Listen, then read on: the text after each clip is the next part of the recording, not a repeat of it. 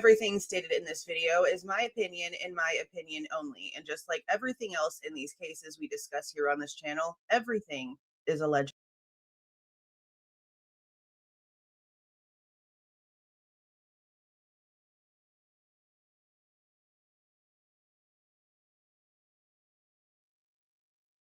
Hey guys, how's everyone doing today? Happy Sunday. I don't know who of you are going to watch the Super Bowl. I'm not going to watch the Super Bowl. My oldest is going to watch the Super Bowl with his buddies. Somehow, I guess they're going to talk about it as they're watching it together. I'm not going to watch it. I'm not a football person. I've never been a football person.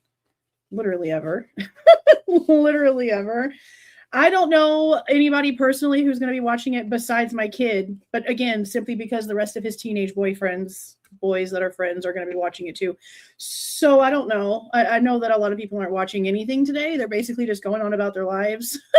They're not watching any of the things that are going on today, which I can't blame them because there's already so much chaos everywhere. I'm more focused on what's been going on with the Nancy Guthrie case. I know some of you guys are talking about it in the chat. I've been glued to everything that's been going on in that case all day, all the live streams from the house, everything that went on at Annie's house yesterday, the information coming out about church, if it was in person or online. I've been invested all morning. I've worked on some stuff when it comes to the Idaho case, but I've been keeping like stuff off to the side so I can just keep track and keep going over there and refreshing and see what's going on. I just don't understand. I don't understand. They're over there checking manholes and water tanks and sewage tanks and all kinds of shit right now. Well, they were earlier today. There's just a lot. I have a lot of questions. I have so many questions. I do want to go live. I think I mentioned this yesterday, but I think today we're actually going to do it. I think we're going to go live on my second channel tonight at some point later on tonight and talk about the Nancy Guthrie case and just pull up everything that's happening as of the last couple of days with this second ransom, the wording that was given. Like, it's just, there's some weird stuff going on and I just don't know what to think. I know there's not enough when it comes to like pointing fingers at anyone that we have. There's just not. Like, I know people are really suspicious of the sister, Annie, and her husband or whatever he is to her, Nancy's son-in-law. They're really suspicious of them because that was the last people to see her. That's normal. But when it comes to like all of the rest of it, I don't know what else to think about that, because if her device that her app was on for her pacemaker was in her house and the Bluetooth disconnected, it was too far away for there to be any sort of connectivity via Bluetooth at whatever the time was, 2:28 in the morning. Let me look at my time thingy. What time was that? At 2:28, her pacemaker disconnected via Bluetooth. That had to have been when she was taken out of her house. Because if the phone is in the house and it disconnected from the Bluetooth from the phone app, then that has to be when she was taken out of her house. So to me, that means that she was dropped off. She was in the house at some point. There she is. She'll probably open it. And you'll be blinded by the light for like a second because the sun is like right there. She's about to get on my coffee stand. Look at her. Little baby's over here passed out on 5 pillows. She likes to sit right on top of my laptop. So if it breaks, it's because her fat butt. It'll be all her fault. I try to not let her in here too much because I can't really watch her this way, and I just don't trust what she's about to be doing. Y'all watch her for me. I don't know what she's doing. But yeah, we're probably going to go live over there just to talk about all the updates because I don't know what to think. I know that she does not like Trump, and I know that Savannah does not like Trump, and there's a lot of stuff going on when people are looking up Nancy's social media footprint of her talking to people that are also like anti-Trump and anti-ICE. And so a lot of people think that she was maybe targeted by those people because of who she is and the influence that she would have in way of like getting money from her family. And that is just not like a good thing all the way around because she's so close to the border. She wouldn't have given somebody information that she shouldn't have.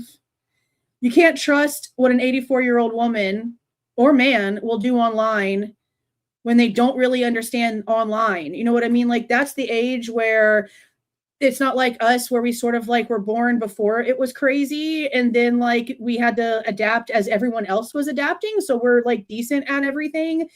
That's before her time. So we just don't know what her mental capability is when it comes to being online. If she can easily be swayed, if she can recognize AI from things that are real, we just don't know. I'm sure by now they've gotten her entire whatever's going on, but it seems like they're taking the ransom stuff extremely serious. So there must be enough in there to where they're like, okay, something's obviously got to give here. But I don't know. There's so many theories, from it being who she might be communicating with online, to it being the son-in-law, to I don't know. I don't know how a random stranger, but I guess it's very possible. I don't know. There's just a lot. So we'll probably go live and talk about that over on my other channel later on tonight, just so I can get like an idea about what everyone's feeling. But today, where'd it go?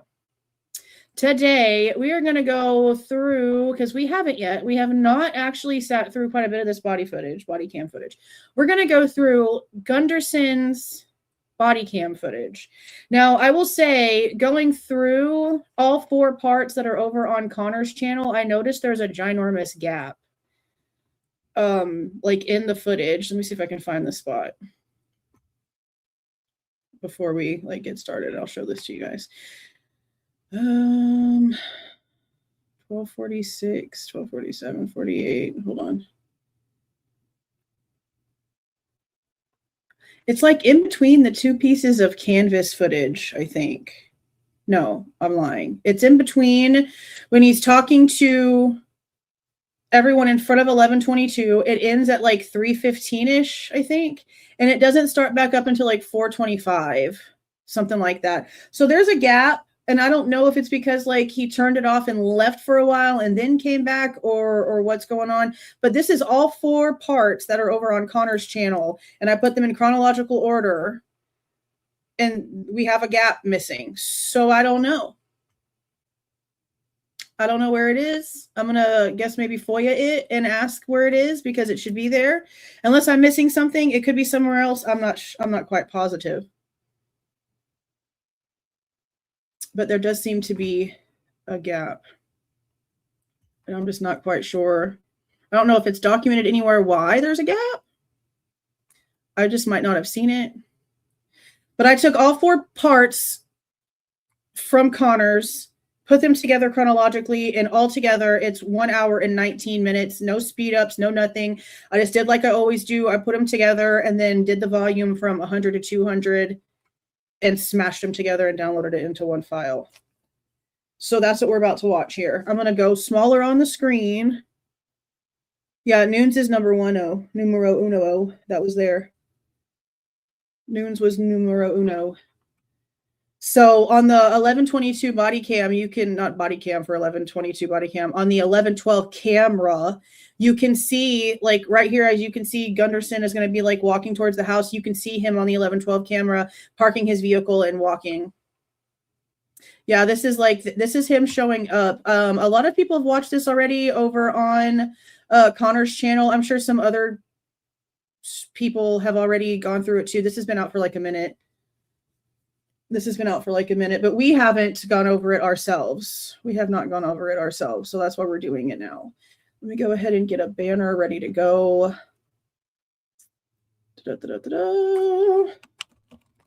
Gunderson at 122. So this is going to be him inside the house. I think this is the video where he is seen and heard mentioning blood in the sink, and where they're talking about blood being outside the back of the house. I think it's whenever him and Snyder are talking. I know that's a portion that we did look at a while back. But as for the whole thing, we have not been able to do that just yet. So that's what we're going to do today. Right there is probably good.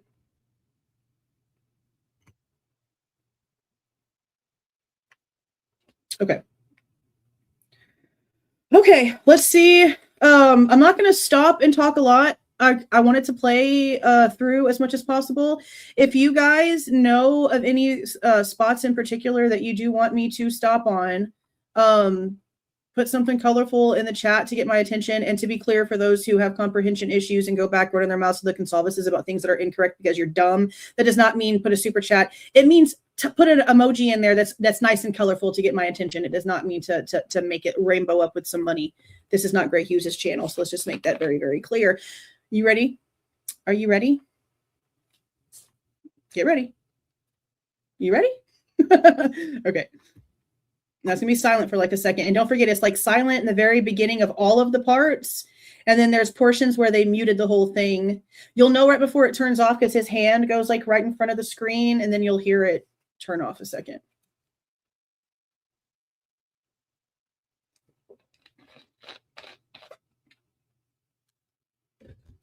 Should start the sound any second now. There we go.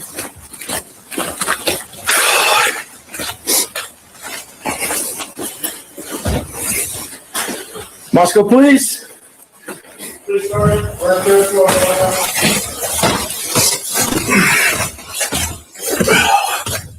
Whereabouts? It's really loud on my end. I need to turn it down over here. Moscow, please, Parliament.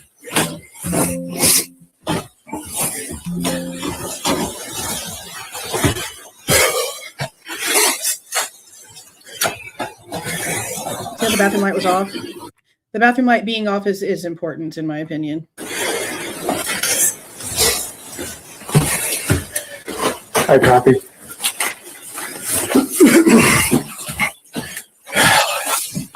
Yeah, just touching all over everything. Is the house clear? We're clear, yes. Security outside first. You go to the front door. Well, everybody in. Another entry. So that entry, you're going to start taping it off. Brian's taping the outside off at the moment. Where's the other? Two in the room. So this is the first time he's gone upstairs. Good dog. Yeah. Sees Murphy. Hey, Lucy.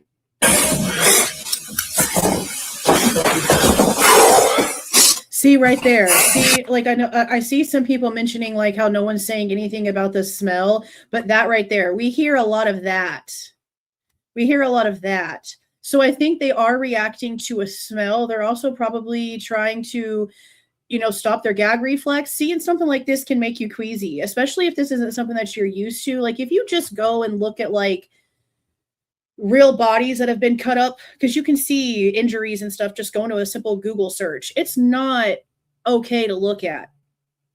It's not. Anybody with anybody with any sort of humanity can look at that and be like, okay, like your body is going to physically react.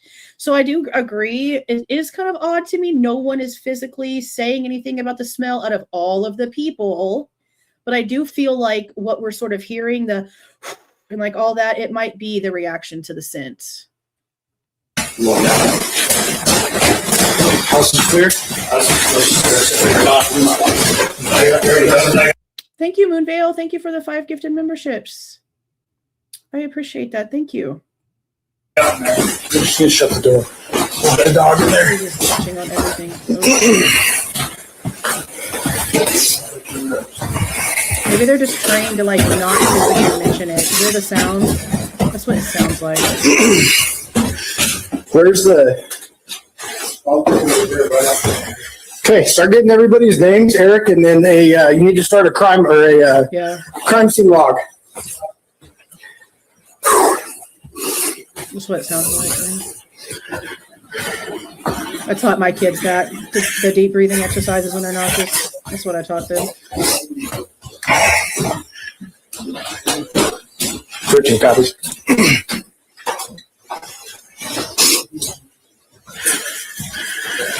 Who you go see where you can track with? Track with, yeah, we're going to need everybody. I think we have 4 deceased. Yeah, 11, 22.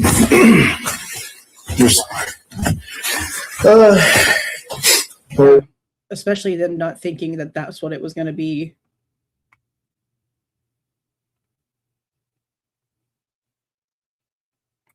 It is very crazy. You couldn't make this stuff up any more insane than it already is. See, I wish now that we have like autopsy details, spatter reports. I don't know why they're not letting us hear more. I mean, I know that, for a second. I know that all of this came out like before we had all that information, but I just really wish that they would have thought about the fact that like all of these case details were going to be being released. There's no reason for them not to let us hear the way that the police officers are describing the scene, especially since we need to be comparing it to the reports.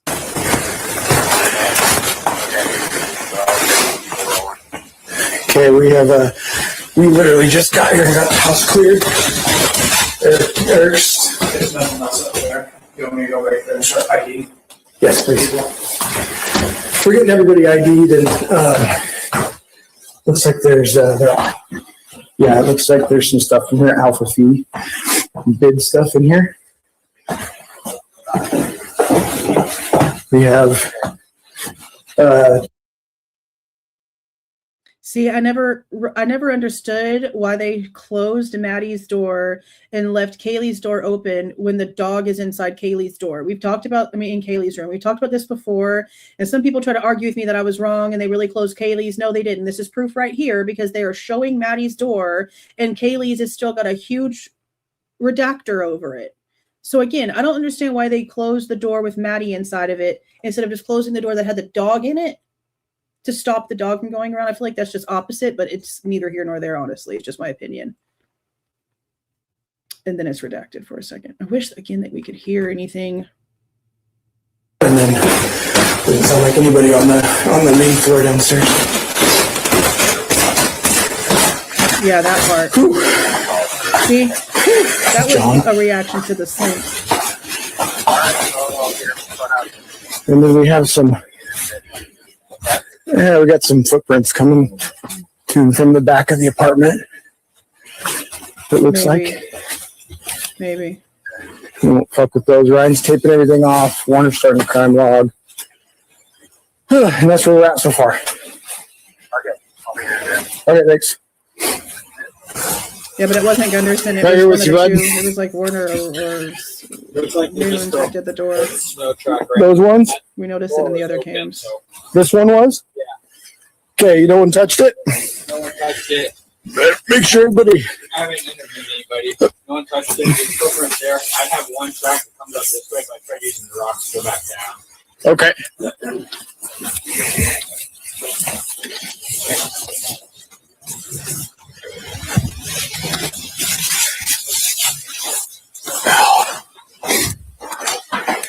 Over here. I started. He's right up here. Hey, Ryan? There's a bag back here, too. Okay, make sure that includes it. And you got your cell phone? Yeah, for snapping. Start taking some photos. Is you talking about this bag? Yeah. Gotcha. I don't know if it looks old. I didn't get very close. Yeah, let's just leave it be for now. Yeah, sure. Just be mindful of where you step because we got some. Did you get my track back about? Yes, thank you. Tyson's on his way in.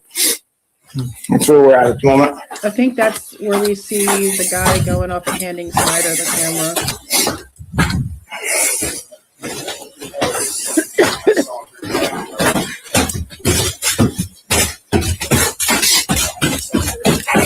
That's what I don't understand. Make sure there's nothing in there. They don't even try to separate anybody. I've never seen people not be separated before. Like, they don't even try a little bit. The only person they separate is by putting Jack G in the back of the car. Everybody too that you talk to. They don't even talk to the dude after that.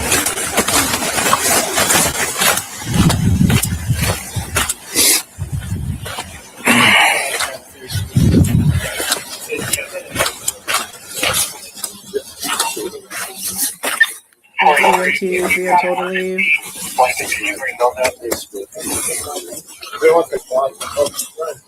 5313. Let's encompass the parking lot too for this address.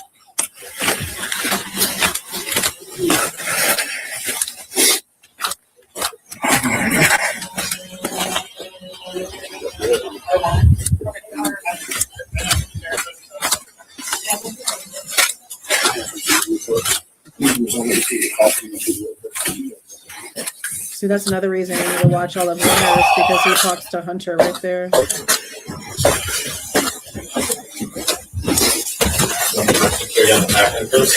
Yeah. So that you don't touch anything back there.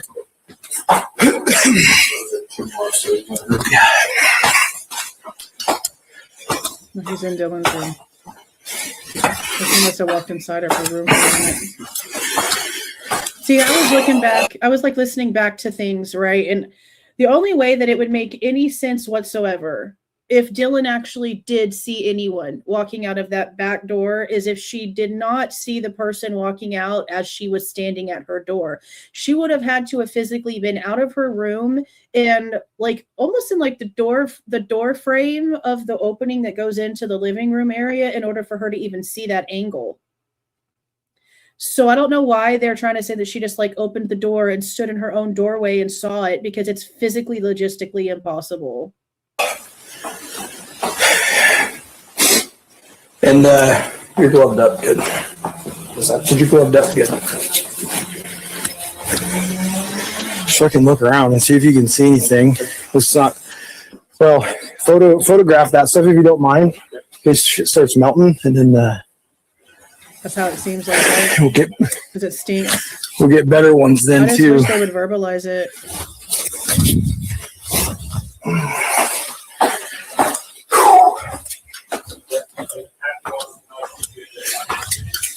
Texted yet? Well, I told her to stay until she heard otherwise, but I told her I'd follow up with her. Here's that damn chainsaw. I'll let you know.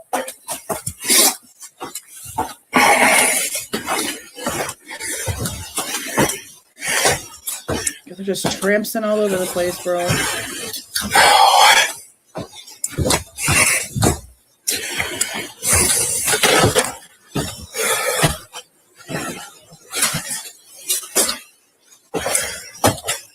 Sink.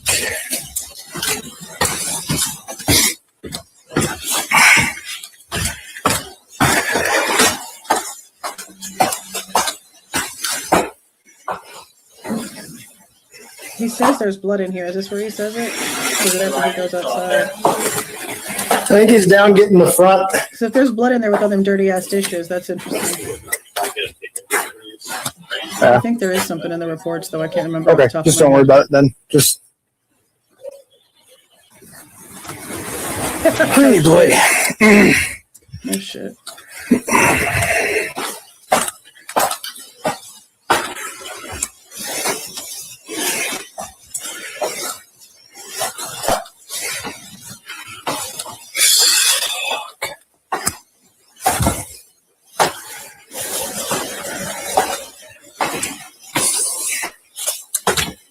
Yeah. Too many. There's some blood leaking out. See, he just mentioned the blood leaking out of the house. Now he's going to go out there and look at it. Yeah, they did a lot. That's what's happening in the Nancy Guthrie case, too. I'm trying to find. Looks like there might be some blood in the sink, but. And like, I know that I've questioned that blood on the back of the house like a bunch of times. Okay. And I still want to see a report that says that it was tested. I now, looking at the crime scene photos, can see directly like where it all would have been coming from. I just wish there was reports on it.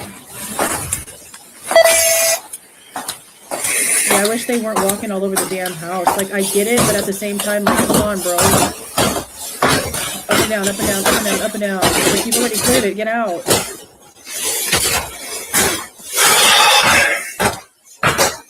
Like, what does he think he's going to see? Because remember, none of these people are mentioning that they see the knife sheath either.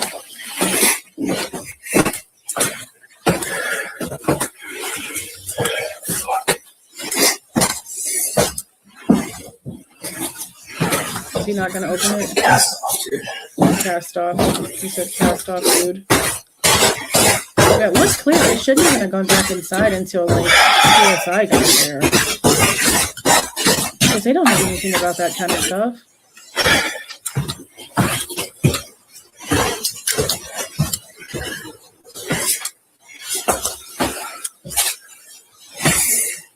I guess he's just looking around to see if there's blood anywhere else besides the room, but in panic mode, right there, in panic mode, I don't think he's seeing the stuff that's like on the floor in the hallway and all that stuff, because there's a lot. Like, I don't see him looking down at the back wall and stuff like that. I don't know how much he's even noticed. I don't know. Like, That walking includes around. the LE going and coming and going too. So, fuck, dude. Yeah. I just started. I mean, that's really the only response you can have to that kind of thing. F, dude. Yeah. No, that's fine. Well, so Said he got a call about 20 minutes ago from his girlfriend that's looking to the blue shirt from one of the girls. He's telling him what Hunter said. So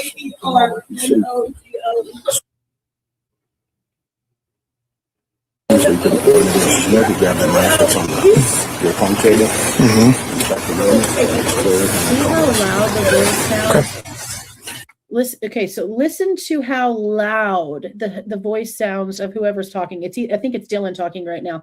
You know that she's like almost 50 feet. Like if you look at all the way across the parking lot where they're standing, and then in front of 1112 where the camera is, this is about the same distance. Like if you really look at it, listen to how loud her voice sounds. So there's no way that you can't hear noises from inside this parking lot and inside this house on that camera with how this area like makes these voices so amplified. I'll go back like 20 seconds where you could hear it.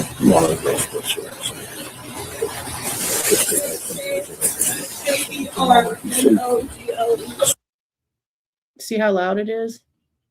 So he could afford this. He grabbed that knife that's on the pong table. okay. Anything weird about anything with him? Okay.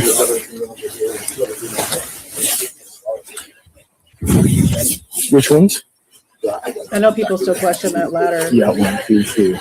There's the two girls. Okay. Looks weird. One girl was up there. Nothing down there though. There's that padlock. Yes. And we haven't cleared that yet. Sounds good, broski. Okay. Have a good day. Well, just be mindful of that as you're standing there, okay? Yeah.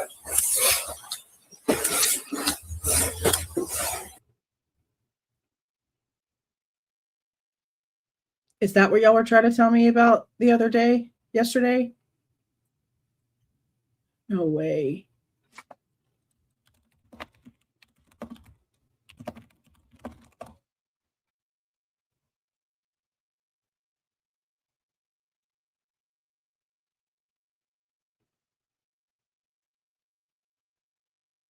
I'll take a look after that. I'll keep it up right here and we'll take a look at it. Remind me. And we'll watch it afterwards because that's crazy if that's true. It says it's an indie film coming out in 2026. The trailer for an indie film got 60,000 views 2 weeks ago on Rotten Tomatoes indie, and then on another one called Trailer Feed on YouTube, 23,000 views.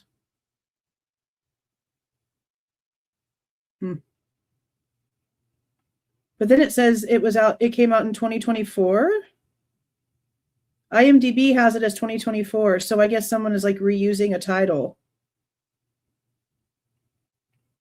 And there's another one right here that got 291 views, of course. We'll watch it. I don't know what the frick they're doing.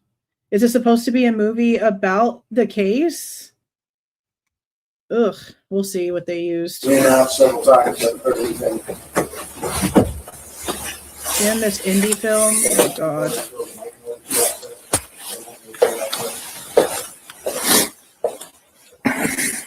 Okay.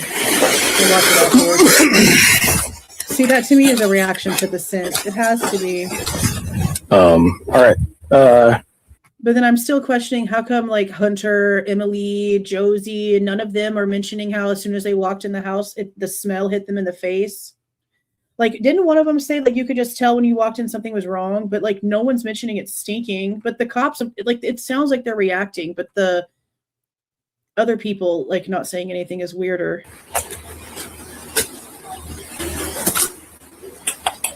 Try to figure that out, I guess.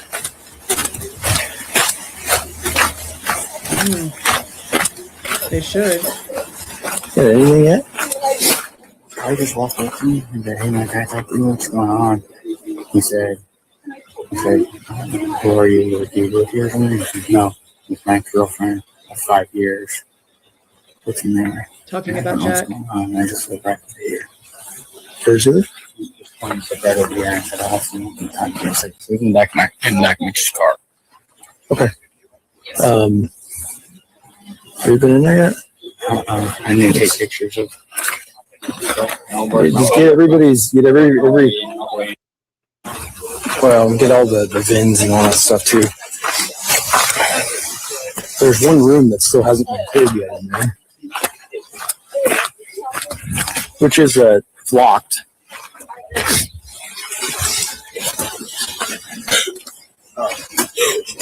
This one around 4. There's a guy, black mask, Very young. was in yeah. there. She recognized him. When she was screaming upstairs, she got scared, locked herself in the room, and then the screaming won't stop. She's pretty sure that this masked person went out that back. Okay, remember we have footprints. And we're not getting information. She knows who she goes right up there. I haven't told her that. Okay. They just have unaccounted for. Okay. Okay. Whose dog? We need to figure that out. So we get the dog out here. Hey, Murphy. The one in the truck in the car right now. Okay.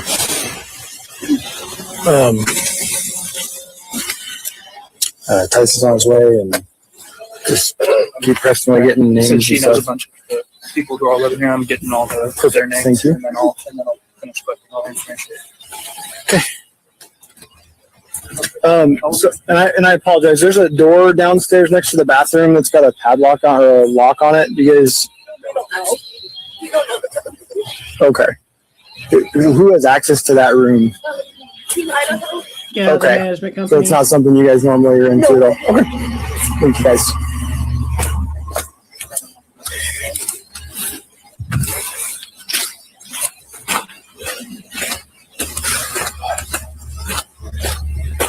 Well, see, that's another thing too.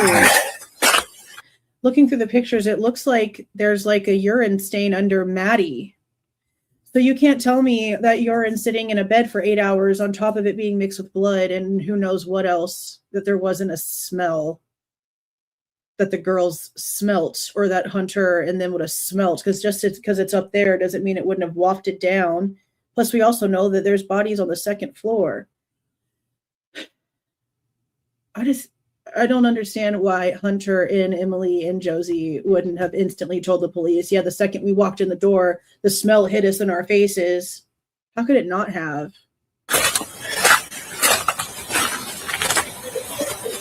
Yeah, the police officers are reacting to it. For sure, you can hear it.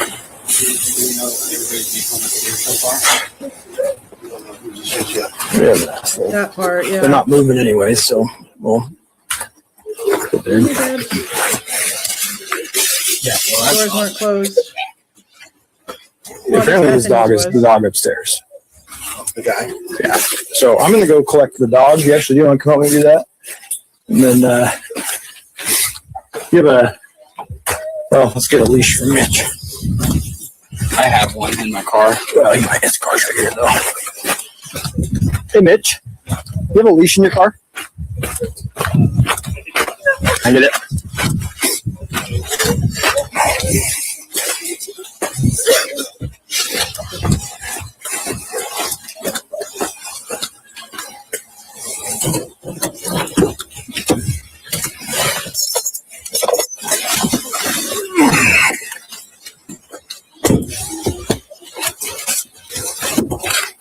Smells not mentioned in any other reports. Either. Yeah, give me just a second, man. I understand your dog's upstairs.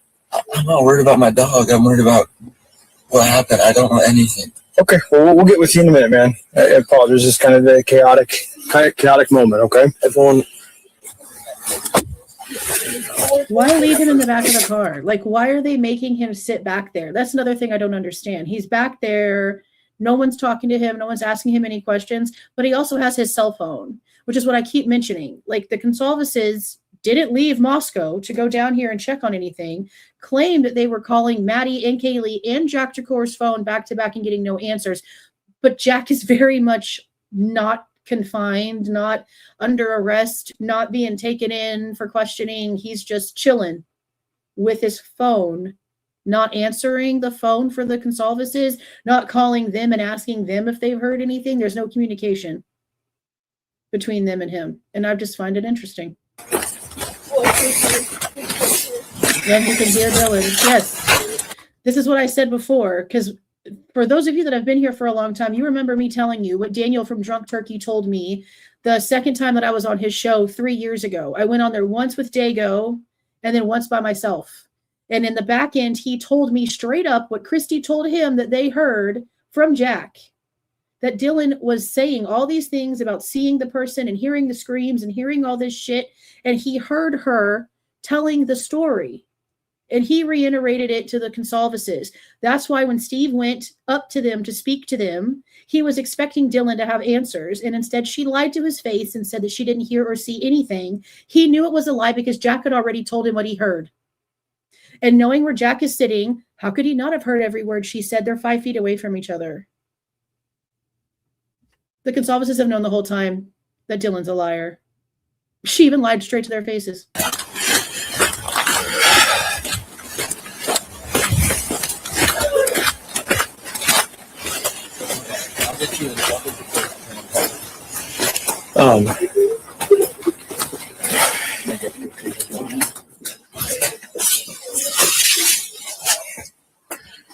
Does anybody remember if we found out what the heater was set on? Because I was always curious about the heater setting.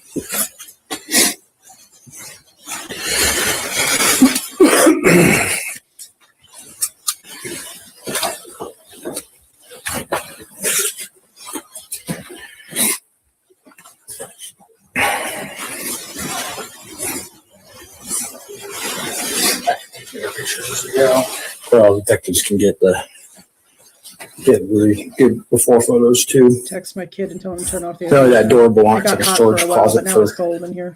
Team Idaho comfort. Yeah, so keep an eye on it though. But yeah, I still don't know why he's going off about watermarks. Because again, they get all of this information. There's nothing that he can say to make me believe that he doesn't, because I already know. How do you think I've gotten some of the things?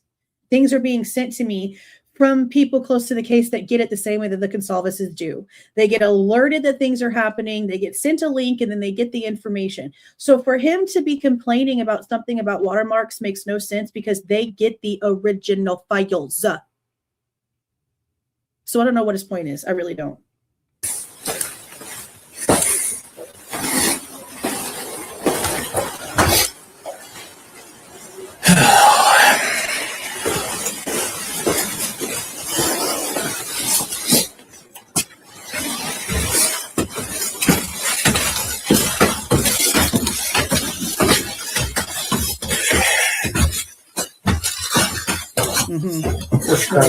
Store back here.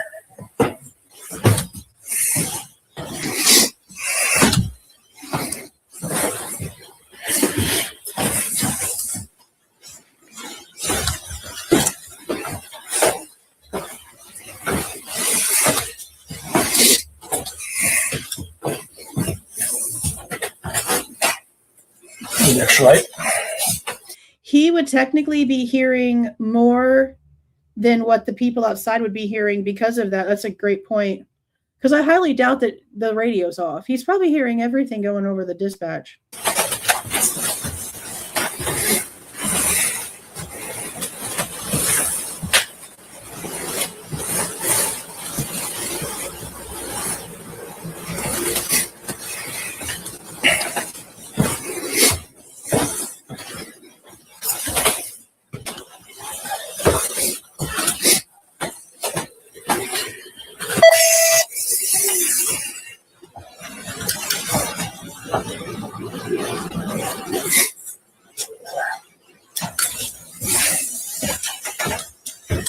Good.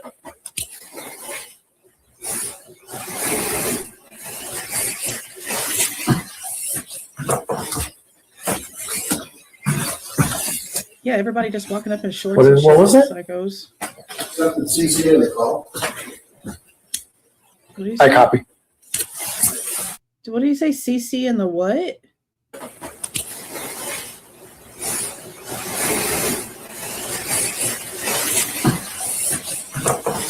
Yeah. What was it? Something CC in the call. CC in the call. I copy. I can't tell what he's saying.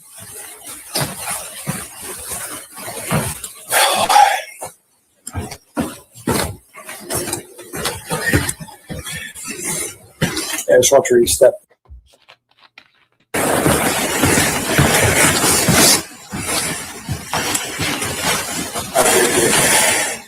I haven't seen any out here. That was grabbed by the dude that came in, but there's some signs of. That was grabbed by the dude that came in. He's talking about the knife on the table. I haven't seen any out here. That was grabbed by the dude that came in, but there's some signs of some stuff around. What? Why can we not hear what he's saying? Some signs of some stuff around.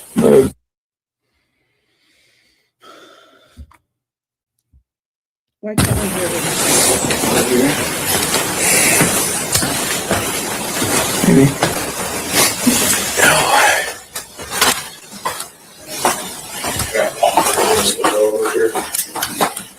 Still want the screen down.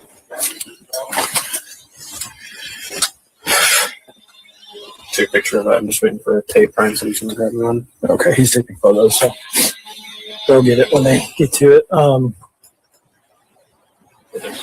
the commissioner off, please? The gal Mitch is talking to said Okay, that she can. Said that they're pretty small hands. Said they saw a guy come in last night with a ski mask on. See, he just said those are pretty small hands. Now keep that in mind, because for those of you who don't know, the Goncalveses and everybody else in those two weird lawyers' offices for the WSU lawsuit are trying to claim that the face and the hands that are smudged up against this window are Bryan Kohberger's. This portion of the crime scene is in their lawsuit as being part of him stalking and looking in at them and all these things, while Home Dude is just like, man, those are some tiny hands. Those are some small hands. It had to be a chick, because you can just tell how small it is. So just keep that in mind, because they're trying to claim in the lawsuit that this is Kohberger, which is just crazy to me. Super crazy to me. Thanks for the 5, Rosie. Thank you for always bringing all the smackdowns when needed. Sometimes you just have to, because like the facts are the facts, and people that come in here getting angry about things that they are making up in the scenario that's not even a true fact, calm it down. Get back to the basics. Let's figure out what's happening. A black mask on. And heard screaming and stuff, like around 3 or 4. Stand by yourself. Yep. Sorry. It sounds like that. And then Ryan's got a guy out here that lives over here that's the ex-boyfriend of one of them. So he's detained in his car at the moment, or in his car. Detained. You see how he heard that? You see Yeah, how he said that? He's detained in his car right now. Jack is not being detained. That is a lie. Thank you for the $10. Say it louder. That's not true. He told him to go back there. He's not detained.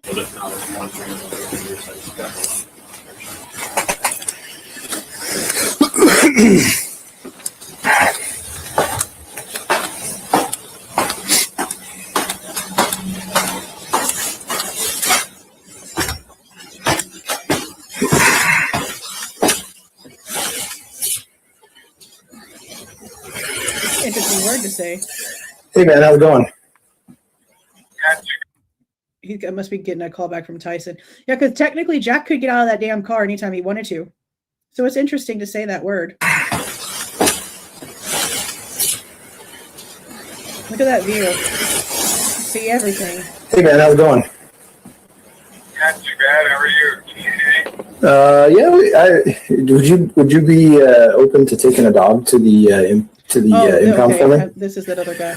Yeah. All right. We are at, I haven't collected it yet. It's a little Oh, well, you know, thing, that's but we're at true. I got the child 1122 black on. King Road. That's true. Yep.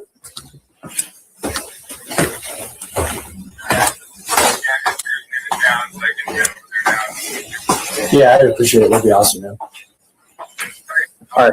All right, we're back. Justin's going to take the dog down for us. Awesome.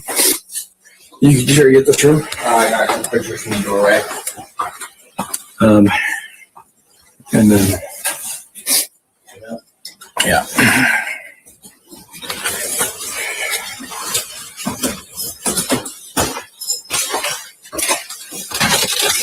4613. Let me know when the 2 arrives.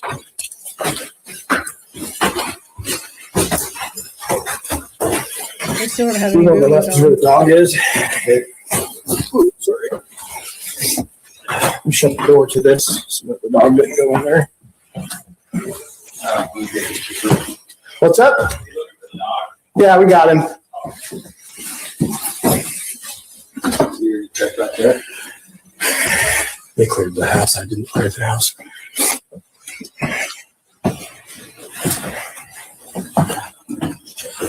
They walked everywhere. See, that's why in the report they think that the print in front of Dylan's door, according to the report, might have been from LE, because look at how they're walking all over the place. They've walked in and out of those rooms. It doesn't matter that Maddie's room is now closed. They've walked in and out of those rooms all over the place. So there's really no telling. But the problem I have is there's no lead up. There's no lead up.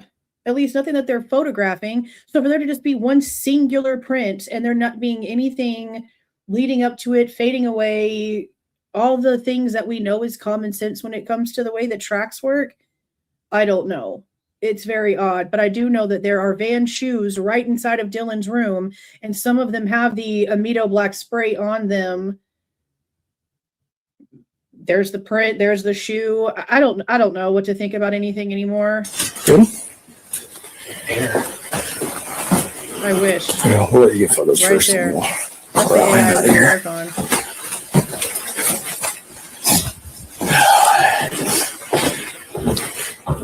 You open this door? Huh? Put it on here. Yes. We shut it so it's not. They gonna open it now? It was open.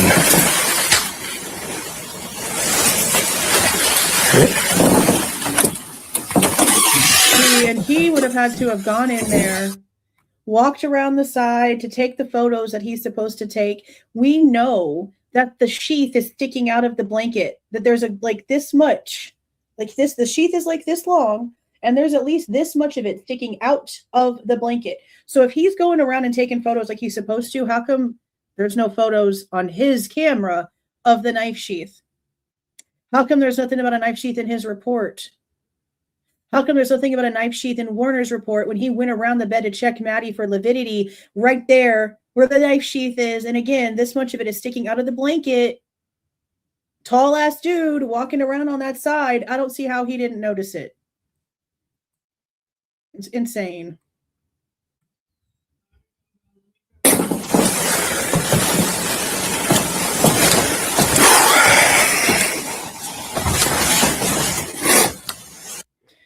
Thanks for the $4.99 White Rabbit. I think Gunderson was doing the fake cast off too. He makes multiple attempts to be alone with the bodies, but I haven't seen him go back into Maddie and Kaylee's room. He's gone down the hallway where Xana and Ethan are a lot, but this is like the first time that they've, as far as I can like remember, that they've reopened up Maddie's door. I feel like they've kept it closed pretty much this whole time after they shut it. Now he's gone in and out of Kaylee's room, and he's gone in and out of Xana's room. That's for sure.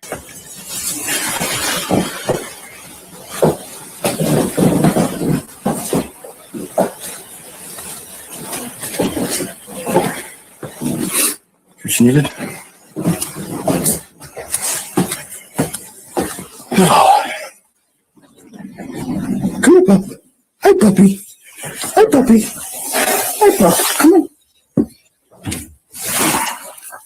Good boy. Good boy. Come on. Come on. You go outside. Come on.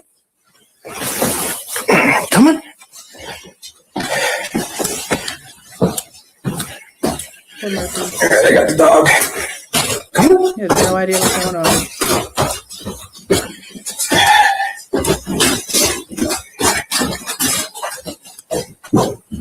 Come on.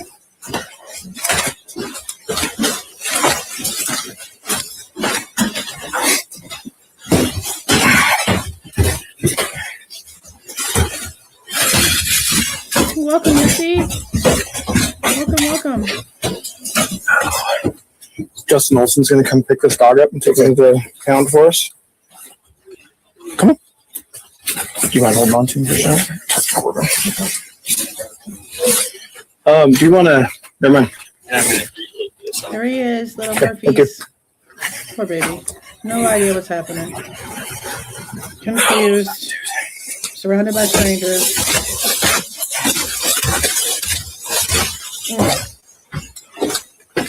I think it was Eve. I think Eve is the one who put either a picture on her community tab or a short up on her channel of one of the photos that looks like there are paw prints in Maddie's room. We still need to go over that. I need to go find that myself, and we need to go over that because that just tells me, how could he not have any like blood on him whatsoever? Like if he walked into the room, obviously he's going to smell up on them. He might have even gotten on top of the damn bed to try to get to Kaylee. Like we don't know, but that sort of like proves that he was in there after the fact because they're still visible. But the fact that they're just like a print, it's almost as if his feet were wet, which is interesting. I just don't feel like it would have still been there for 8 hours if it was just water.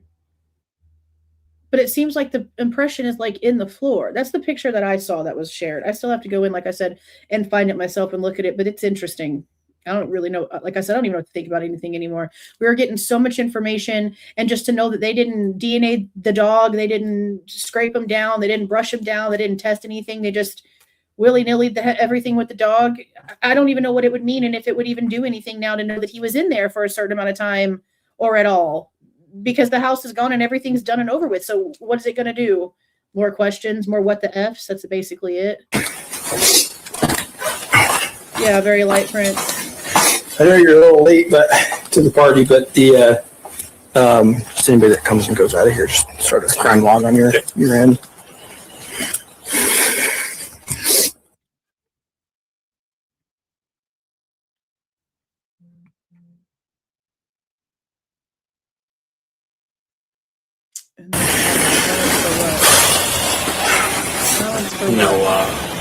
No weapon we've been able to locate. We haven't moved anybody, but I would ascertain it's probably not here. But looks like there's some dried blood on the sink, but there's not any around it, and there's no blood droplets on the outside. See, that's another thing I was really questioning. What did Dylan actually do with Murphy? Because, and I think don't quote me on the date, but I think it's the one that she did on the 17th. She said something about letting Murphy outside before Kaylee and Maddie got home. But she only got home like a whole, 40-ish minutes or so, maybe before they got home. And then as soon as they're done talking about food, Maddie and Bethany go to take Murphy out when he was just out less than an hour before that. If Dylan actually let him out. So I don't think she really let him out whenever she first got home, because she doesn't even like Murphy. Like in the video of them portraying each other in that little cutesy TikTok video, Dylan is not liking Murphy at all. So I'm not inept at all to believe that she's doing a good thing and going and letting the dog out because it's been some hours. I don't feel like that's something Dylan would have done. So I think that she's only saying that she let him out because something did happen between her and Murphy, but it wasn't her letting him out as soon as she got home. That doesn't make any damn sense. Once we get everybody here, we need to start tracking down where these go to. Yeah. Figure that out. Do they look like they bend back at all? Or? That's why one of my first questions when this entire case started on 24 hours in, did they do anything with the sinks? Did they check any of the drains? That's honestly, for the longest time, what I thought the blood on the outside of the house was that they had overwashed the house, stuff was being washed overnight way too much in the washer, stuff in the sink, blah, blah, blah, whatever. And it had just like, that's why it was coming out of the pipes, was my original thought. Box of resets come and go. They look like they're down log right here. And go down. I remember hearing that. Because if you would have went up that way, we would see it. Right, yeah. I have some information about that, but it's not validated and verified. It's coming from a source who's told me things before that's never been wrong. So I can't say that I know this for sure, but I can tell you what I have heard, so don't take this as gospel. From what I've been told, something happened with the electric meter and the water meter to where all that information got like wiped. So they don't have any idea if there was a boost of electricity or a boost of water during this time frame. That's just what I've heard. And again, this source has been correct on everything that they've told me so far, but still take that with a grain of salt and don't take that as fact. Just take that as something she heard from somewhere. That's all I can really tell you. Right. But I am trying to figure out the way to FOIA that information, because I don't know if that information is something they will just give us. I don't know how to request it from the police to like validate and verify what I've heard. There's a way that I have to turn it in because it's like from the utility company, but I'm trying to. As soon as I heard that, I've been trying to figure out how to prove that.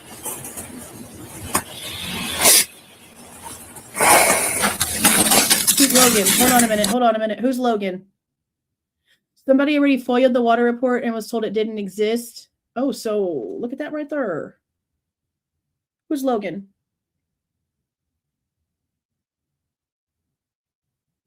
I've never heard that name before.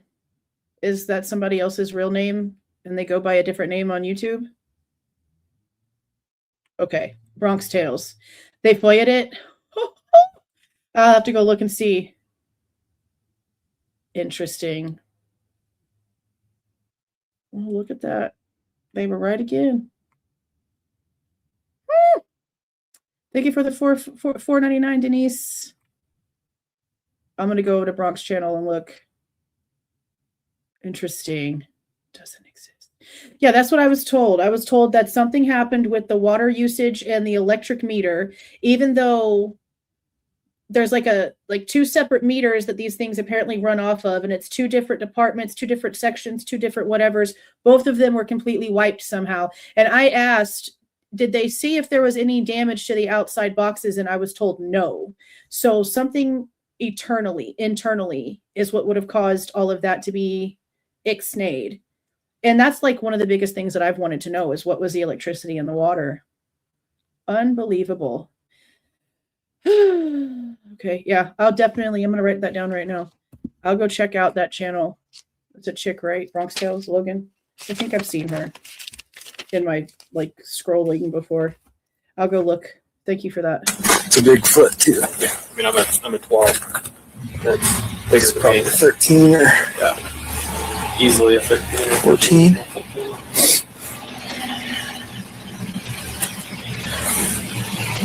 Well, we're going to be here for a while, obviously.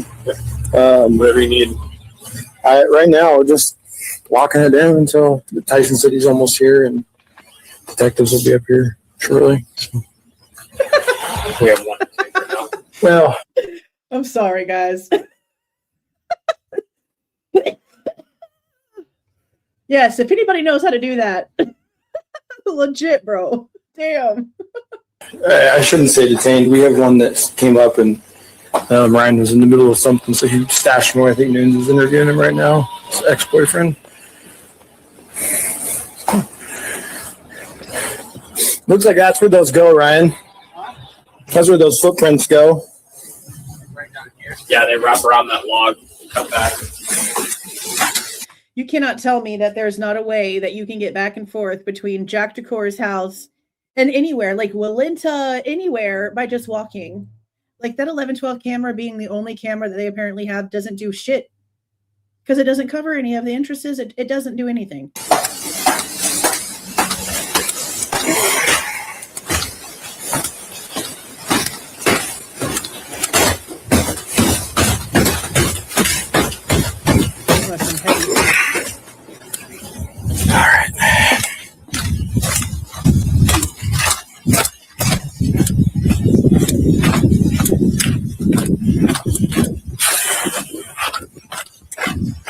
Right? Yeah, they're worried about the ex-boyfriend that showed up after the fact, but they're not doing anything to the guy that had a whole knife in his hand. They're not taking him and separating him away from anything. They're just taking his word for whatever. And again, let me remind you guys, neither Dylan nor Bethany are telling the police that they saw Hunter go into the kitchen and grab that knife. They're both asked about it, and both of them deny seeing it happen.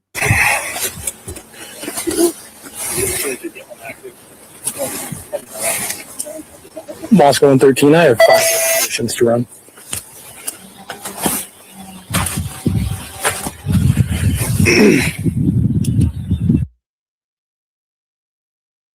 What are you saying? Why are you...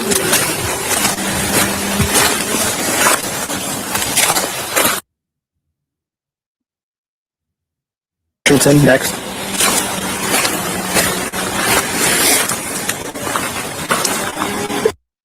Did he say it? I know that that's what people are suspecting because the footprints in the room are like visible, and that doesn't happen unless like his feet are wet somehow. I don't know if he said it though.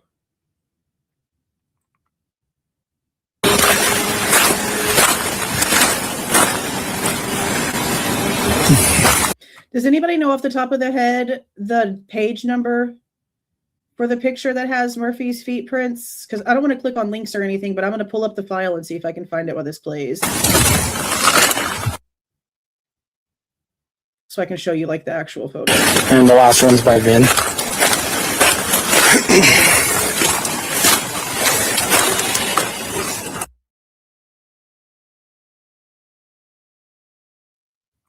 Okay. Let me see.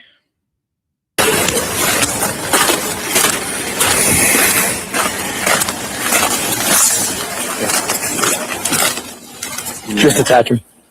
I'm gonna go try to see if they're looking at all these cars in here. Okay, and eventually here too, we're gonna have to start. We'll wait till There's a footprint that comes down right on the private. Well, I don't want to walk in the so ish me. Right here, for that rock right there. The angle's down that way. I didn't get a picture of it. Like it pops down So there. you can see Jack's house right in the Okay. back. Well, God, no one's gonna have fucking ring cameras up here either or anything. God, I bet. He just Well, said, once I bet, detectives and no gets one's here, going to have we'll, cameras either, I bet. Everything more to help. Well, we'll start doing. Yeah, we'll do a little bit more. We'll try doing some canvassing and some stuff.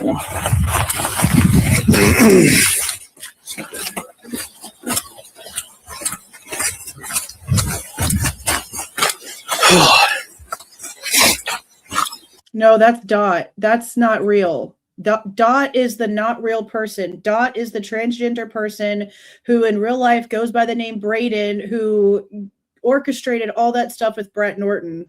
That story is not true about going outside and smoking a cigarette and seeing Dylan. None of that. She's already come out. That's the whole Birdie situation. That's the Brett Norton situation. She's not real. That story is not real. It pops up every day. Pops up every day. Not real. Not real. Not real. Not real. You guys recognize all these vehicles? He's down there.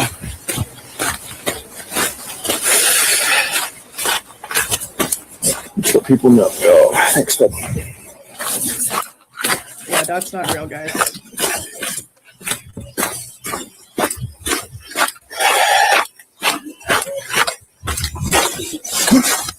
Come on.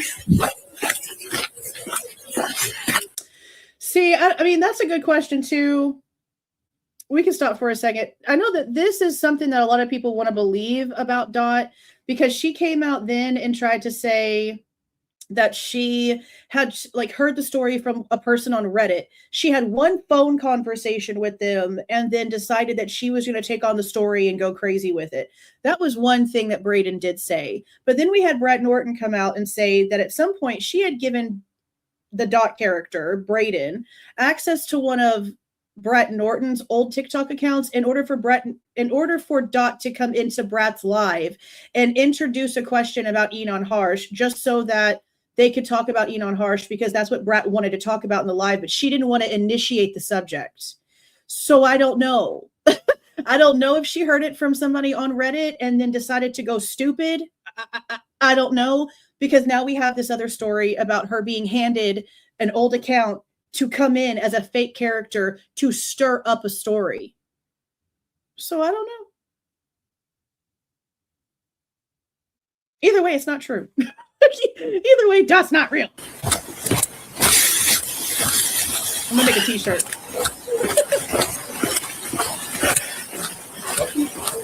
Thank you so much, dude.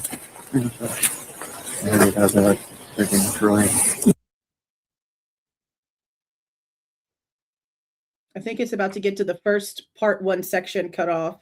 It'll have it on here, like the time in between.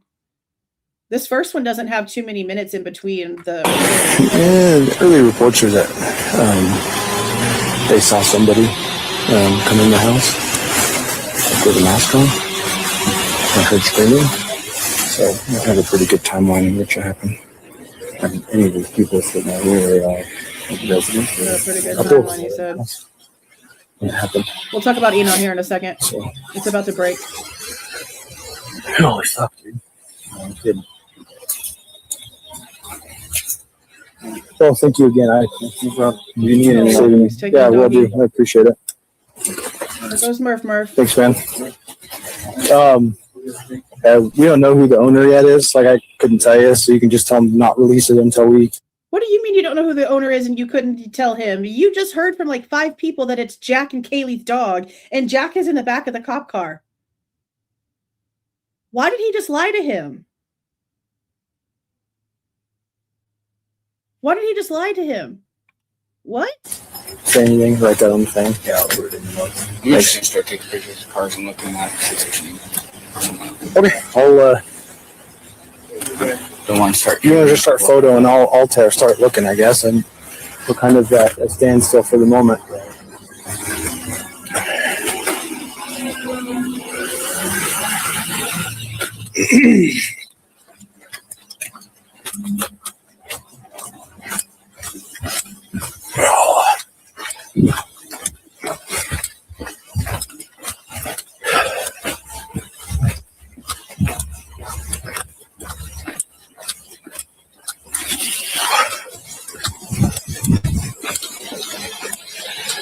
There's barely any cops there. There's 3 cars right there. That's crazy. This shit's been going on now for 40 minutes, and they've only got 3 cops on the end of the street. That's wild. You think there'd be more? I mean, it gets to be more, but it's still 40 minutes in, bro.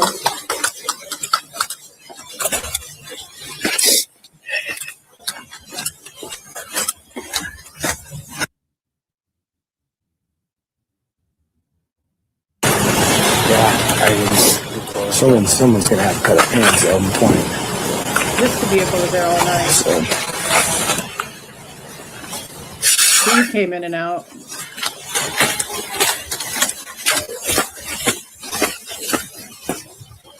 No.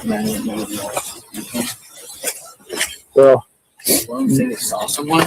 yeah, one of them saw that they saw someone come out. Hi.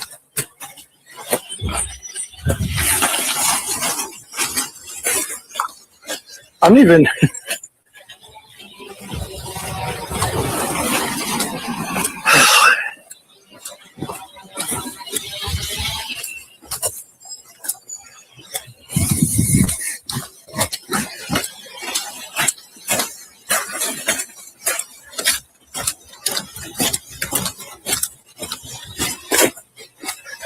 Who was that just who was that just willy-nilly walking down the street and not being said to get off the street by the officer?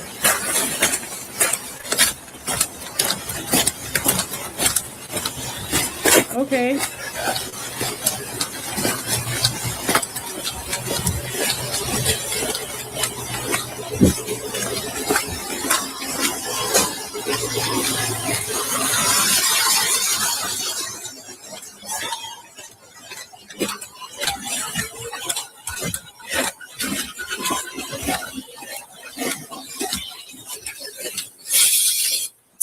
So, Maddie and Kaylee were at the club last night. They got grub truck after. I don't know if they ran into anybody that maybe had issues there. They just had a formal the other day when without a hitch. There was no issues at formal, so that there's nobody that they should be having bad blood. So obviously follow up need to be done at the club and the grub truck at the very least. I did a very preliminary interview with the two people that live here and that were here last night. Everybody else I'm about to identify was not here last night. But was here in the parking area when I rolled up. So I'll just get perfect. Anybody asked, is there any of these cars belong to these guys? Ryan asked, sounds like they recognize all these vehicles to include some of the ones down there. Well, if they ask, none of these can leave for the time being. We need to start, once Tyson gets here, we'll start figuring out how to get them somewhere warm. Yeah. A couple of them did ask about like bottled water or something. I don't know if we can really I have a couple bottles in my car, so I can grab those. Okay, I'm gonna go grab those out of my car, and then keep asking what's the status of all four. they all know. They all know what's wrong. I mean, just keep doing what you're doing.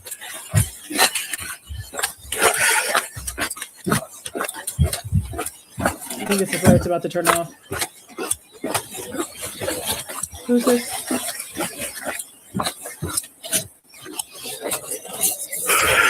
Who the frick was that just walking up to the crime scene again, not being asked a question by the cop?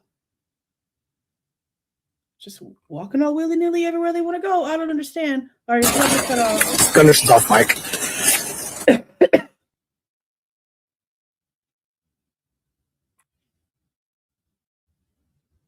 He just said Gunderson off mic and then held it or muted it for a second. He's about to turn it off. I don't know about Enon Harsh. We're going to talk about Enon Harsh because I feel like his story is full of shit and he's somebody who oddly inserted himself to get attention because nothing that he has said has panned out. Nothing he said has panned out. And when he was over on Truth and Transparency and she pulled up a map and was asking him about where this baller SUV was that he saw, he's saying it's basically in the same spot in the parking lot of 1112 where there's an SUV parked behind the dumpster. That's the freaking corner he's pointing at. And then he tries to say that it's his vehicle in the Linda Lane footage where there's like headlights at 1:26, 1:27 a.m. But there's no vehicle that comes in that matches her dad called her and her brother. There's no vehicle that goes in that matches his car's description like around that time. Nothing that he said is making any sense. I'm not seeing any reports that have anything to do with Enon Harsh. I don't believe him. He was asked by Truth and Transparency if he still had his subpoena paperwork, and he never produced it. He just changed the subject. I don't believe him. I just don't.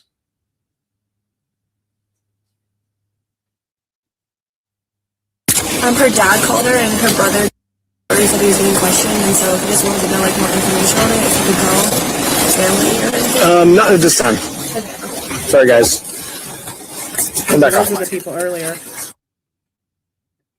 So he turns it off to talk to a cop, but turns it on to talk to civilians? Okay.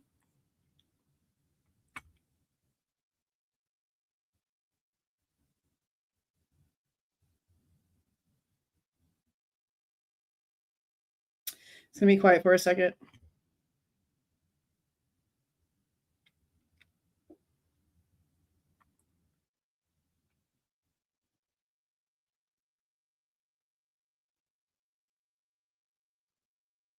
I don't know how long. I don't think he holds it for too much longer. But I feel like I remember hearing it click off. It might be one of the other sections, though.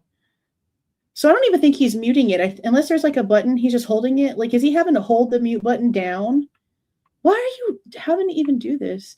Yeah, but I can't tell who it was that she was talking about. But I did hear something about somebody's dad and questions. I did hear that. I know a lot of people did. I mean, that's why him putting himself in there, his height, his eyebrows, the fact that he's like, he can juggle. He has beautiful dexterity skills, which Bryan Kohberger has a dexterity diagnosis for having horrible dexterity skills. Enon is a professional chef, can work a blade like a freaking magician. Yes, I've always been extremely freaking suspicious of Enon Harsh. Extremely. Yeah, this is like cop talking. I don't understand why this is being... I'm going to have to look at the other police officers' body cams and see if we can hear this on a different angle or not.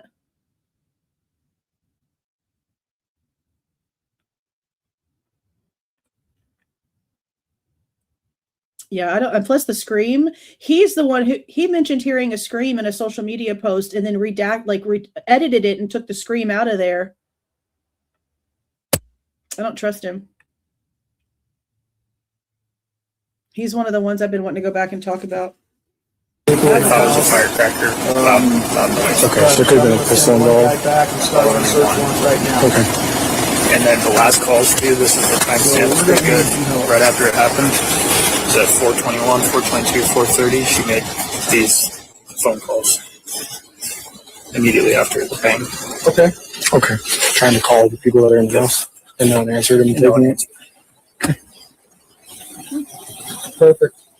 Who was he trying to call? Yeah, this is the timestamp, pretty good.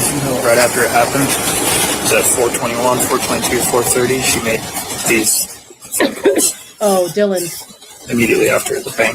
Okay. Okay. Trying to call the people that are in the house and no one answered them. Taking it. Perfect. Dylan. Do we want to shut this down so Travis not rolling through? Probably. I can do that. All right. Well, thanks, Darren. Tiny. All right. Bye. Lapdog. Sounds like there possibly was one gunshot heard, a firecracker. Yeah. They just called it a gunshot. Well, thanks, Darren. All right. Bye. Sounds like there possibly was one gunshot heard, a firecracker. There was possibly one gunshot heard or firecracker. So I know that a lot of people have been questioning, was there possibly some sort of gun involved, a gunshot, something like that? I have questioned if what Bethany claimed to have heard and seen might have actually been some sort of weapon like that. But I don't know how she could have seen it on the first floor if nothing was really going on the first floor.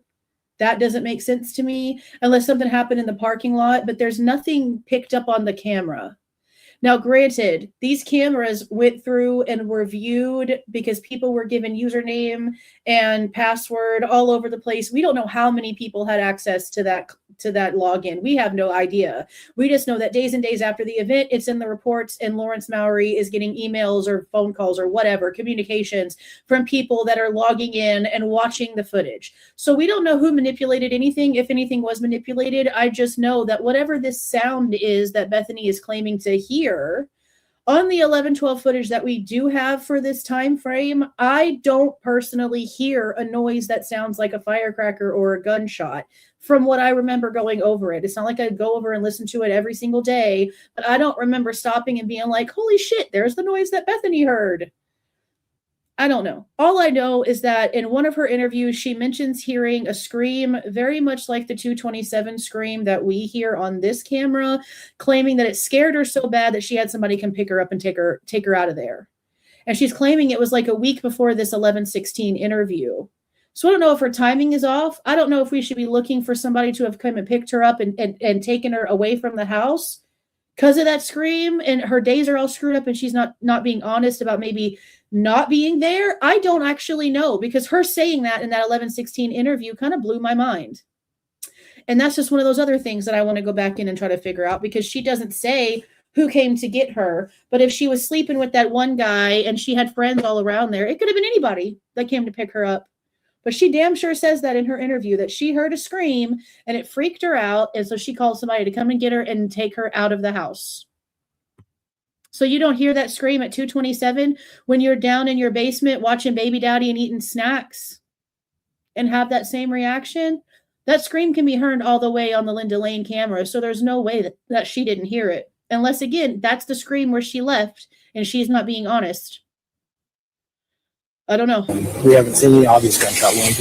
Like I said, we didn't lose anybody. And then what did your lady say about someone coming in, seeing somebody come in? 4, she saw a guy masked, about 6 foot, skinny built like a basketball player, she described. Said that he had a... But she also said taller or shorter, she didn't know. And then he led with, so about 6 foot, and it just went from there. Just full black mask, you can see like a ski mask. At about 4, immediately after, she yelled and said, "There's someone in the house." This girl ran, locked herself in the room. Accurate. Could hear a roommate that was upstairs, Kaylee. Somehow she was able to discern that it was Kaylee screaming. Then she could hear this. See, this is why the game of telephone was always a great example about how not to listen to shit anybody says about a damn thing. He just finished this in-depth interview, writing notes down, trying to get everything down, and he is going and reiterating the story all kinds of wrong. All kinds of wrong. She actually never says that she hears Murphy and Kaylee on the 3rd floor. That's the way that it's put, like in the PCA. That's where all a bunch of confusion came from in the beginning. What she says is that she hears it on the 2nd floor in the living room, Kaylee and the dog.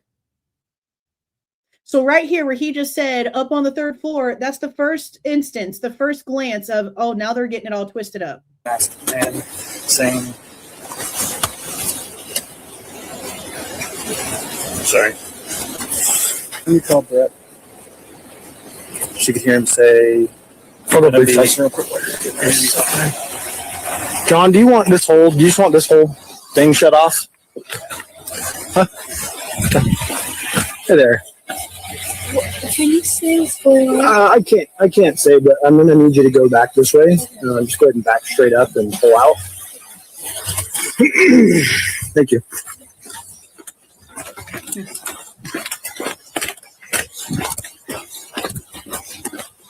Anyone who lives over there is just like SOL. They're just a park and walk. Oh, here it goes. Probably. Gunderson's going off mic. Okay, so it's only been 34 minutes. So there's like 7-ish minutes left in this first portion. And again, why are we going off mic to speak to the police officers? That's wild to me.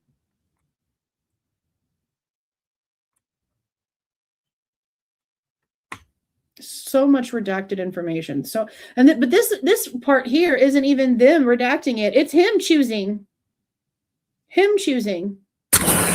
Gunderson's going off. Okay, see?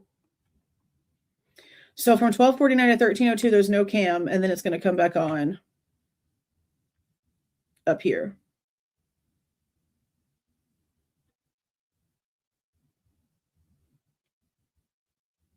It's going to take a second to come back on.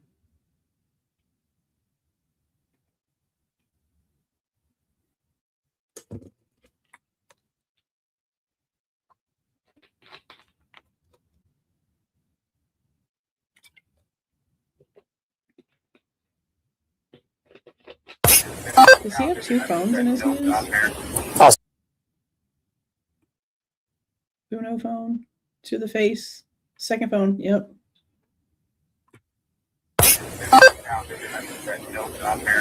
Awesome. Thank you. Do you want the animal control copy or You can just do that for now. We can grab it. I appreciate it. Thanks. Noons is. We can grab it from you Tuesday. Sounds good. All right. Thanks, man. We'll do. Tuesday. Okay. I'll be right back with you. Okay. I wonder whose other phone he has. Thank you for the $4.99, Zach. I'm dumbfounded. Yeah, me too. I mean, and I don't know what's going to happen. I don't know if anything can happen. The crazy part to me is that the defense side is still not talking. No one is coming out and saying anything. They're being shysty when it comes to the documents being released. And a lot of me is really questioning, is this a tactic? Was this the only way they knew that the information was going to actually come out to the public in its pure form? as pure as it possibly can, because the trial, they were going to have their hands tied behind their back. They weren't going to be allowed to present anything. They were changing the story about the IGG. They were telling all kinds of lies at the court's order. I just feel like if this was over already, there'd be no reason for defense experts and other people on that side to be talking the same way that the state's people are talking. Because I don't see anything in any of this information. I don't see anything that concretes anything. If anything, it's proving the one statement that Bill Thompson made is accurate. There's no direct connection anywhere. They can't put him in any specific place. The more we get, the more questions, because none of it leads to where they want us to believe it goes. I don't know. I don't see how this is the end. I just don't.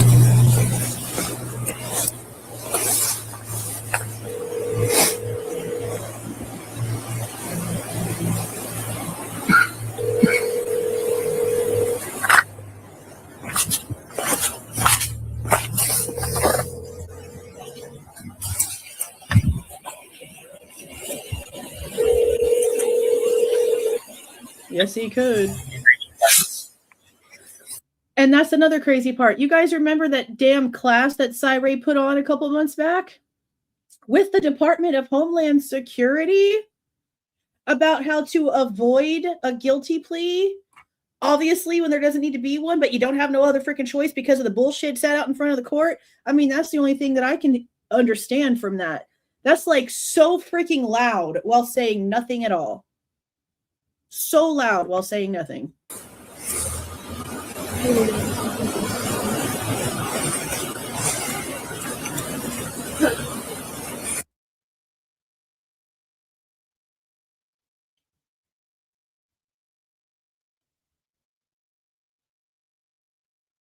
That's, yeah. Especially with the way that their fee schedule changed. I bet that had a lot to do with it. But she's still getting paid because they're going through the documents and stuff.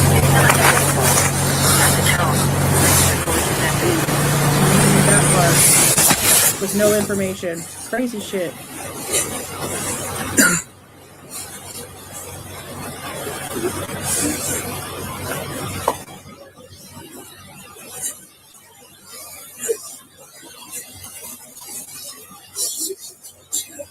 So they can test the entire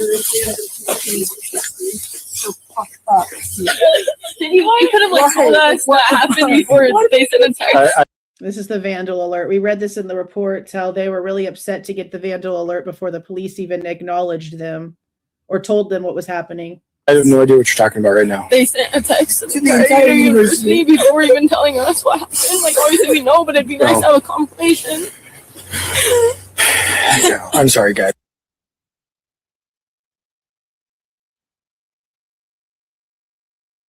I think that was Emily that was going off on Gunderson. Something about her knowing him from working, I think, at the field or something like that. So she felt comfortable enough to say something to him. I think that's how the report read.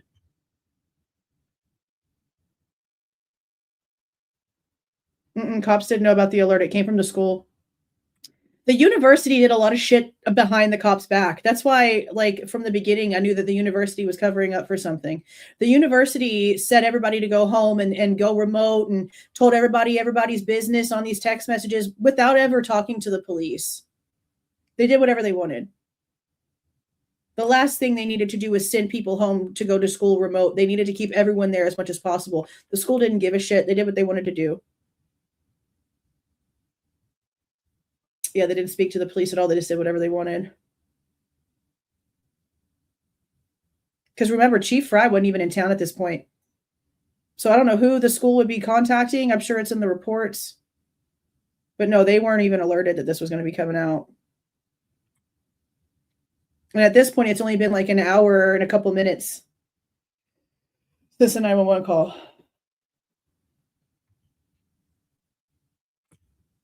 Yep. All over the news, they were getting calls from her actual blood relatives and everything. They were told. I think it was the dean. Somebody got a call. I think from Tyson Barrett. if I remember correctly from the reports. I think it was Tyson Barrett that called the school. Pretty positive. Don't quote me though, but I'm pretty sure that's what I read. Tyson Barrett was called by Gunderson a few minutes ago on the body cam when he was inside. You could see Tyson Barrett's name on the phone caller ID. I can't remember his position. But Tyson Barrett's also the one that called, according to the damn interview that Chief Fry apparently did for this piece of shit book that we always end up talking about. Barrett is also the person who called the chief on his way back into town and told him about the knife sheath.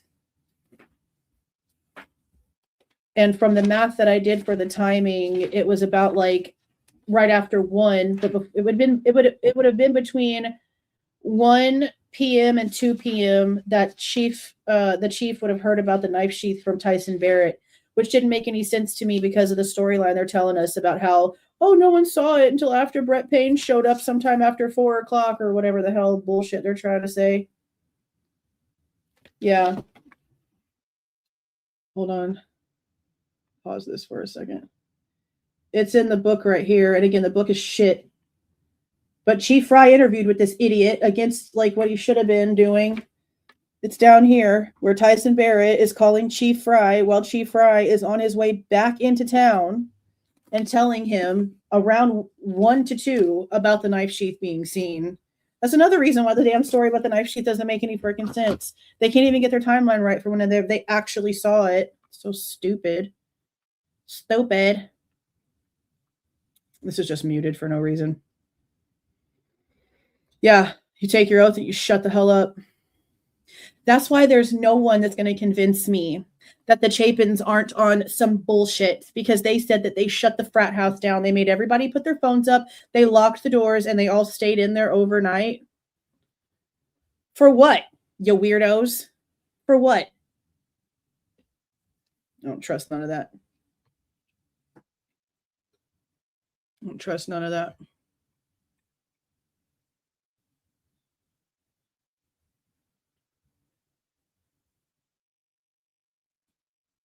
The school is what's important. The university was contacted immediately. What's his face? The dean of schools is like in the Costco parking lot, ironically enough, when Stacy Chapin called yelling at him.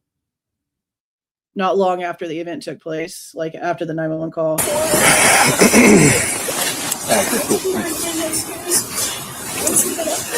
So we want to get you guys out of the cold. I know this is. I need to get all. The Amazon series. The Amazon series and this shit book are based off of all the exact same interviews. Plus, in the Amazon series, Stacy Chapin's face and all that stuff is like in it. It's in that stuff where they talk about shutting down the frat overnight. Your information is. Okay, hold on. It's always a Costco. That's Dylan. I'm so sorry. You're fine. Go for 13.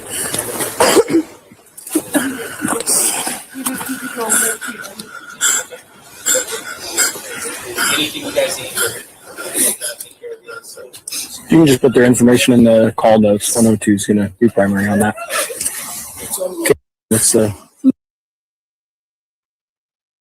I wish we could see her face.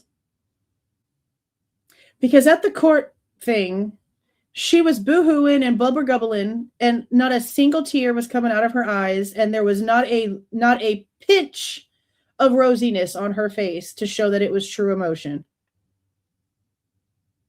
Not a little. Not even a little. I wish that we could see her damn face, because I can do that too, baby. I can do all that fake hovering and crying too, so it don't really mean anything to me. I wish we could see her face. do you have a middle initial? Okay. And then what's your date of birth? Oh, thank you for the 5, Deb. No, I don't have it like saved or anything. I'm pretty sure there's a screenshot of it out there. I can go look for it real quick. There was 2. There was 2. There was the first one that didn't give like a whole bunch of information, but was enough. And then there was a second one. Let me see if I can find them. but I don't have them. And then you live here too as well? Yeah. Okay, and what's it?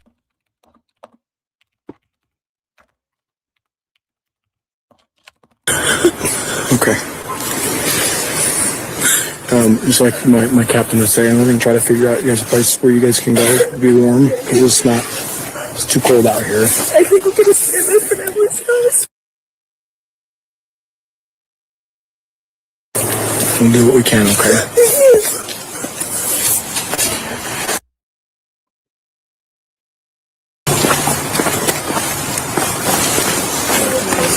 I'm gonna. Is it the station by the Grove? Or is it? We can take you guys there. Oh, Is that Jack? Did they just release Jack? I wasn't looking. I was trying to find this thing. It's too cold out here. I think we're going to stay at my family's house. We'll do what we can, okay?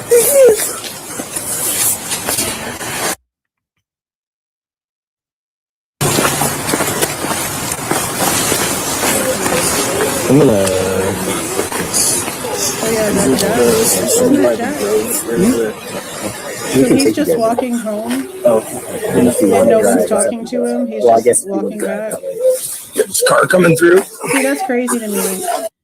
That they're just allowed to like go off wherever they want to go instead of instantly going to the police department. And keep in mind, they go back to Emily's, take showers, change clothes.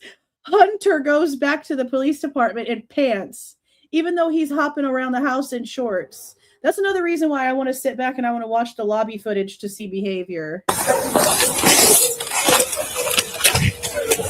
No, Dylan's been barefoot the whole time. That part too.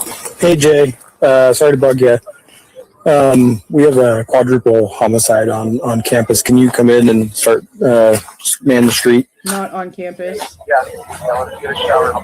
Yeah, and if you don't mind trying to get a hold of, I called out to Casey and Nate, but I didn't get an answer. If you don't mind trying to get a hold of them too, I'd be appreciative. All right, cool. Thanks, Jay. All right, bye.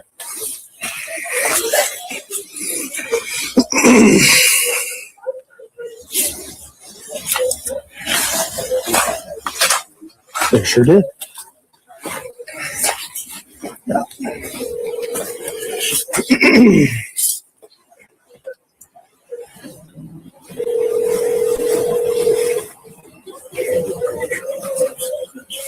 Yeah. I don't know. I don't know why they were.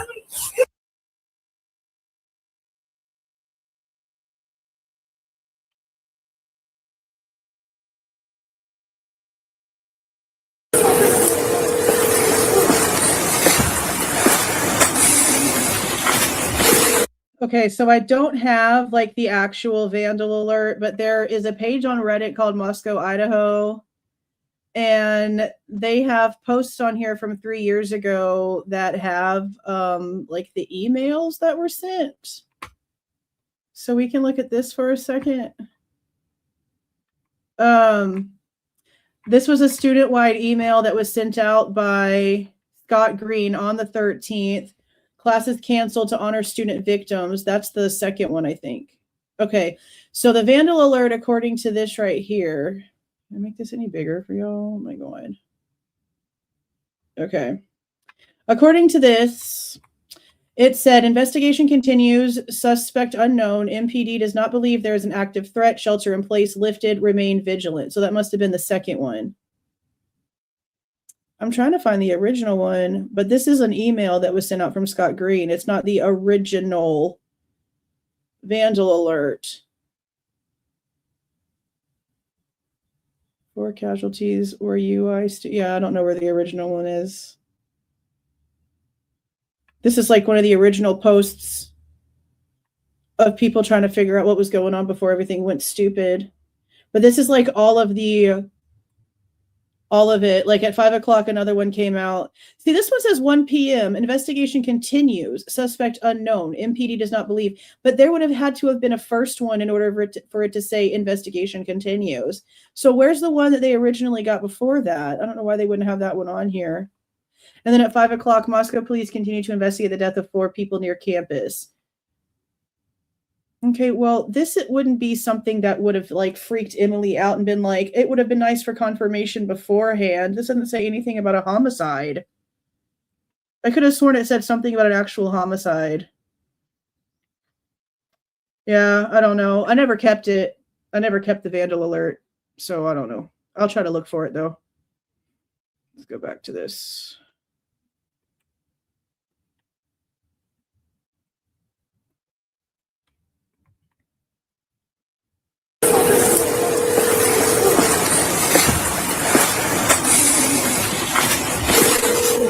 He sucks, dude. Yeah.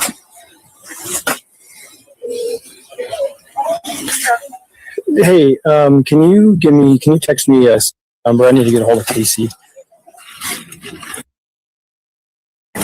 Yeah, thank you. All right, bye.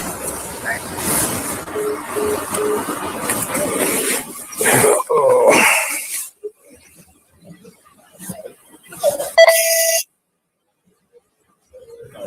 Jesus.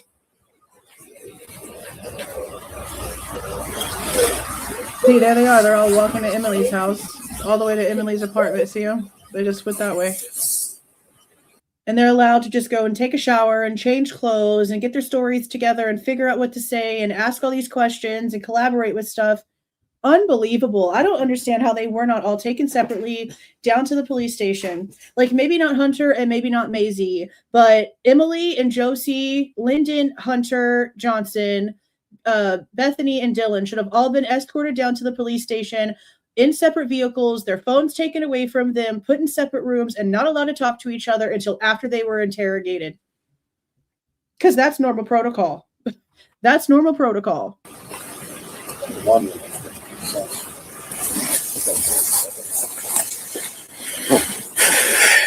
Something. Yeah, this is the.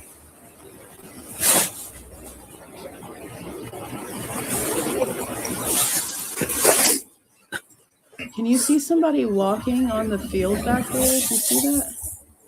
Oddest. Go back. It looks like there's a little dot back there on the field. I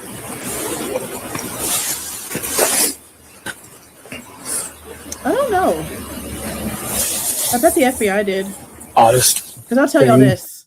For those of you that have been here from the beginning, and there are a few of you in here from over 3 years ago when we were covering Kylie Rodney's case, most of you guys know that I have Steve Fisher's phone number. Like we've texted back and forth several times about Kylie's case. And I was informed that even though the local police didn't lie detector test anybody and didn't really question people too much, the FBI had Kylie's ex-boyfriend at the time, Jagger, in there under a lie detector and doing interrogation for like hours and hours and hours and hours and hours. So even if MPD didn't do any of that, even if ISP didn't do any of that, I bet your ass the FBI hooked him up to some stuff. Now, does it matter? No, because at the end of the day, lie detector tests aren't admissible in court, but I know they do it. It's a scare tactic. It's not admissible, but it's a scare tactic. Scare tactic. Yeah.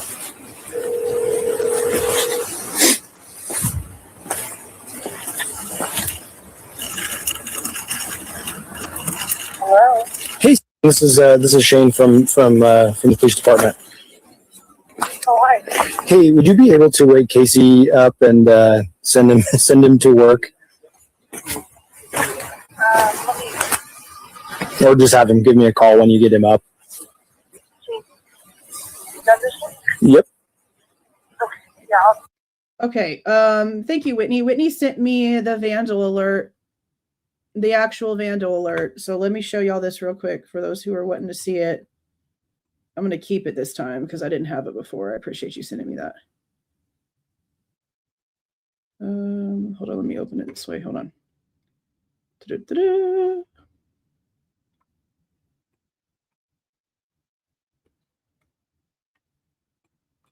Okay, hold on. Okay, so this was the vandal alert here. Moscow PD investigating a homicide on King Road near campus. Suspect is not known at this time. Stay away from the area and shelter in place. So this was the one at 1:04 p.m. that mentions homicide that would have caused the reaction that we just saw. And then at 5:17, Moscow police continue to investigate the death of 4 people near campus. They indicate there is no ongoing threat. More information available soon via email. That's what the Reddit post had, the email from Scott Green. So yeah, and then I think somebody else sent me the picture of the, yeah. Okay, let me open this one. Somebody else sent me the picture of the footprints in the room. Damn, they're noticeable, bro. I'm gonna have to go get this exact picture. Is it gonna let me scroll up on this thing? Hold on, let me make sure I can focus this right. I want to make it bigger. Okay, let me open this now. So it's kind of hard to see. It's kind of hard to see. They do have it like circled. Let me turn off the banner. But you can kind of see like where it looks like, I can't mark on this, can I? No, I can't. But it looks like it goes like loops, like little dog beans, you know, little paw beans. Sure is what it looks like. Sure is what it looks like.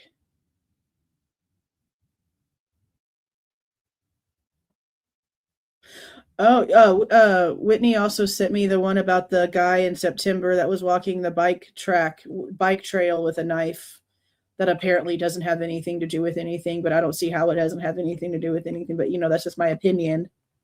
Lots of people in black walking around with knives all over the place, it seems, for a place where nothing ever happens.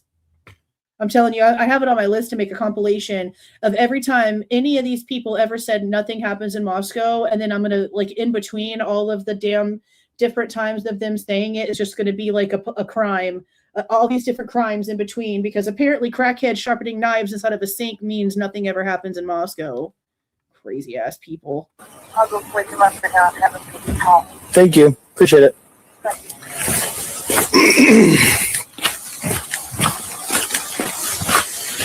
So you got all in there. Yeah.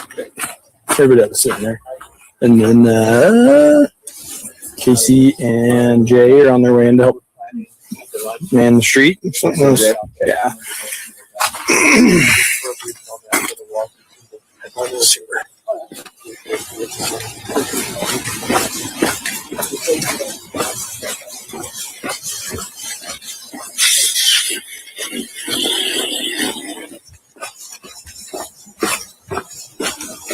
Like, what's crazy to me is Ava. Like, even Ava was around during another serious incident. She even had somebody coming up and like jiggling her door trying to get in, and even her freaking response was, nothing happens in Moscow. The brainwashing. I'm telling you now, I want to get my hands on the orientation tape for that school. There has to be some sort of weird subliminal shit. There has to be. There's just way too much. It's way too common, too much of a repeated mockingbird type sentence, statement, whatever you want to freaking call it. Like, there's definitely something triggers them to constantly say that. It's just too weird.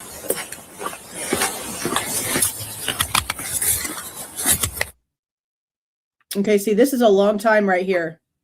This is what I'm telling you. There's a big gap from 3:15 to 4:24. That's an hour and almost 15 minutes. Of missing time. I don't know what home dude was doing. I don't know where he freaking was. I don't know who he was talking to. Did you take a lunch break? Like, what is this for? I don't know. So again, I took all 4 sections that were on Connor's page to put all of this together, and I can't find this section of time. So I'm going to assume it's just not available for some reason. I'm going to FOIA the time frame specifically and see what they tell me. But this is quite a bit of time for there to be no camera. And then he goes straight to a canvas. See, it starts off here with him doing a canvas. And this is at, so like 2:25, 14:25, almost 2:30 p.m.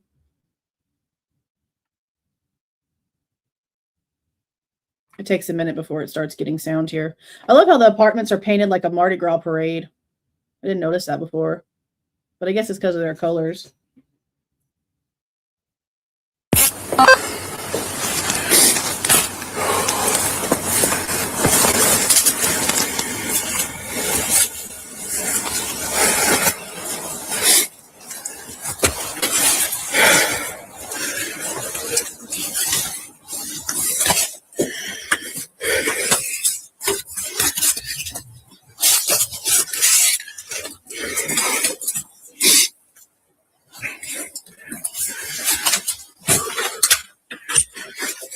Hi there. Hello. I'm Sergeant Gunderson with the Moscow Police Department. Hi. We're investigating a crime next door. Yeah, I got a family alert. Okay. Did you happen to hear anything last night at all? It's actually quieter than usual for Saturday night. So Okay. well, Nothing. usually we have parties over there. But it was kind of quiet last night. Usually Okay. it wasn't. Okay, nothing out of the ordinary. No. Notice anything last night? Out of the ordinary, I think just, college kids walking in the street. What times about did that all happen? I left for work around You stay. 10. You stay. They must have an animal. See, this is the apartment right next door to King Road. This is the back of the house, like where the balcony is right here. This is the back parking area. If I'm looking at this correct, I think that's where we're at. What was it? Somewhere between 10:20 and 10:30. Last night. Jake, could you take the door? I think something's burning on the stove. I smell it. Yeah. Did you guys what time do you get off work? 7:30 usually, but I got off a bit earlier, so like That's an unusual choice. Okay, you didn't notice anything peculiar on your way home or No. anything? I took the dog out this morning, and the only thing that I noticed was there was a bottle, a cork for wine, and 2 pairs of panties in the street. Did he just say a cork for wine? This morning, and the only thing that I noticed was there was a bottle, a cork for wine, and 2 pairs of panties in the street. So he must be one of the people that we saw walking a dog. The wine cork is interesting because of Enon Harsh's story about bringing them a freaking half-drinking bottle of. Well, he swears he was using it to cook, which makes sense because he's a chef, but it was just halfway. I don't know. The cork thing is interesting. Okay. So, I think there was less cars parked there at the house over there than normal. Okay. Usually.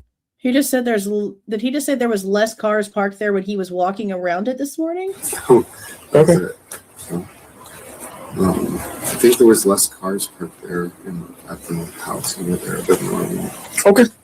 Less cars parked there than packed. normal. Okay. Okay. All right, I appreciate it. Thank you very much. Did he talk about pants? No. He didn't say pants. He said panties. Undies. And we do see that for some reason. There's underwear, like clothes, like all over the streets. A new movie needs to be made called The Cult of Moscow. No shit, girl. Thanks for the $1.99.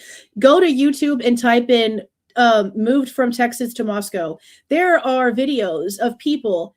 It's like a channel. The guy interviews people from Texas that moved to Moscow, Idaho. And one of the videos is a guy that like completely regrets the decision. I just ran across it randomly yesterday. Shit just popped up on my damn feed for no reason. I'm like, why is this a thing? It's just so much. Yeah, 2 pairs of panties on the ground. Yeah, undies.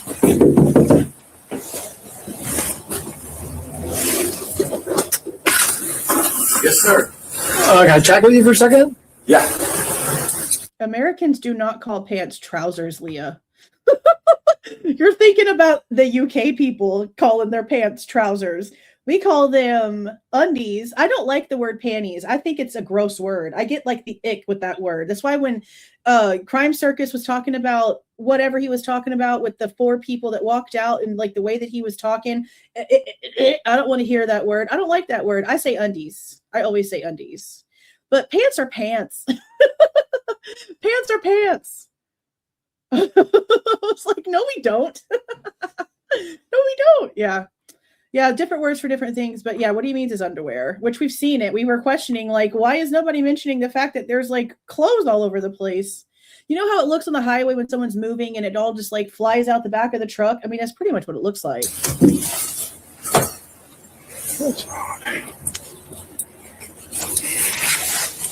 I've heard that. Yeah. Underwears. Yeah. I know, right? It's just weird. Something about those words I just... Yes, sir. Hi there. How you doing? I'm doing well. How are you? Good. Are you kind of aware of what's going on? I remember seeing this one. I remember seeing that dog being walked, and I'm pretty sure he mentions being out there that morning. Good. Okay. So we're just going door to door, seeing if anybody heard anything or saw anything last night. I have not. Okay. No, sir. Okay. Anything peculiar last night at all overnight? Not that I was aware of. I got home. I work at U of I for athletics. I got home from the game at like 10 p.m. last night, and I just literally watched some TV and went to bed at like midnight. Okay. What time did you get up? What time did I get up? Like 7 o'clock this morning. Okay. All right. Take care. Anybody else live here with you? No. Okay. I know, bro. Thank you. It's me and her. Awesome. Thank you. Yes, sir. Thank you. Yeah, take care. Sorry about that. Yeah, no worries.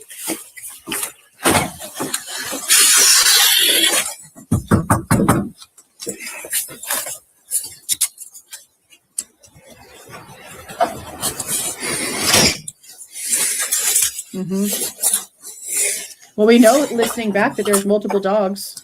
We could hear the size difference in the barks.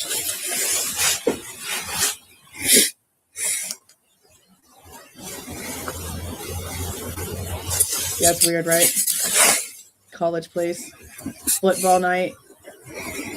But you know what else is like never really mentioned anywhere but in one report, and I ran back across it again like 2 days ago. We've talked about it briefly. There was apparently something going on called Envision Idaho this weekend, which is something where like freshmen, sophomore, like basically people in college that want to look at places, not in college, in high school, like people in high school, this is the weekend where they want people in high school and their parents to come and like check out the area. So Envision Idaho was a thing that was apparently going on this weekend, which meant that there wasn't supposed to be any lodge parties, no frat and sorority parties. There wasn't supposed to be anything. The thing that happened at Sigma Chi was not supposed to happen.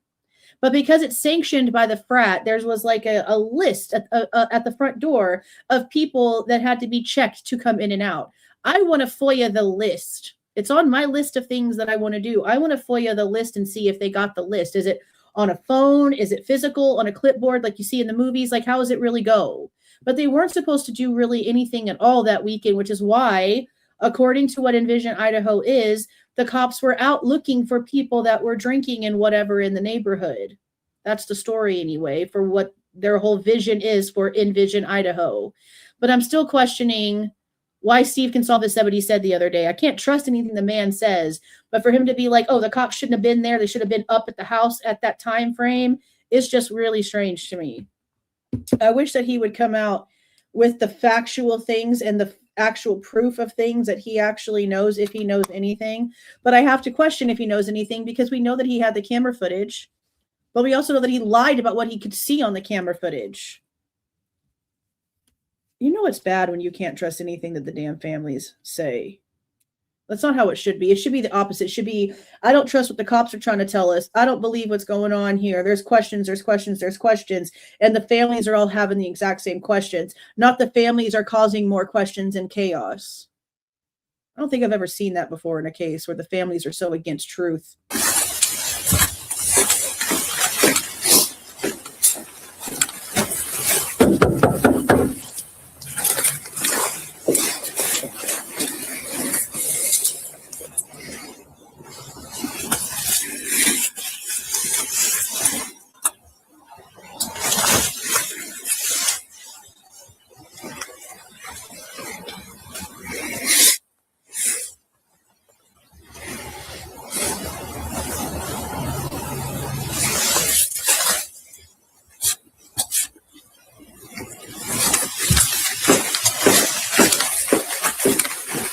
No one home.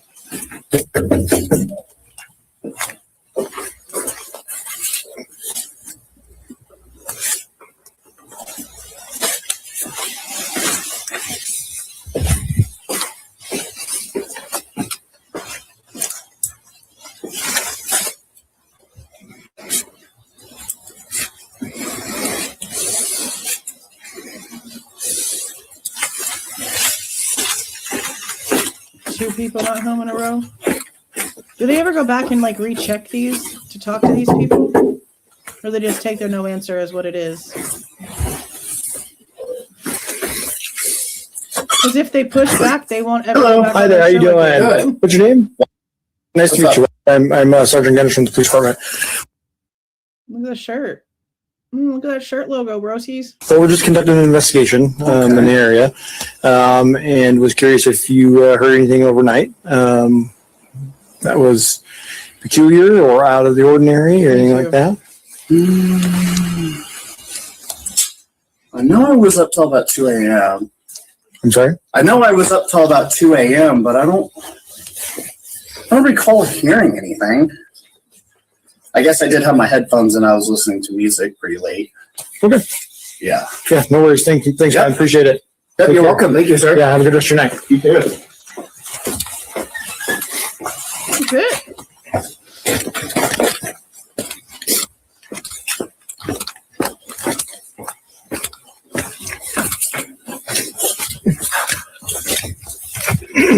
It's definitely got a check mark next to it. I know what you're talking about. I re-looked at that the other day too. Because even if they blur out the person's face, we'll still be able to see what they're talking about, the area where this person was going in and out of.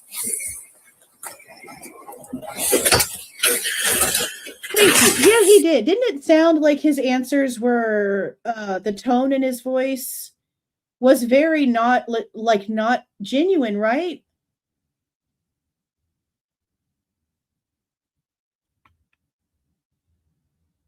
Like it felt like his tone was not genuine. I mean, it could mean anything, I guess, but it was very off. It was different. It was different. Hi there. How you doing? Good. How are you? Good. Hey, so we're conducting an investigation in the area. You guys are probably already aware. Yeah.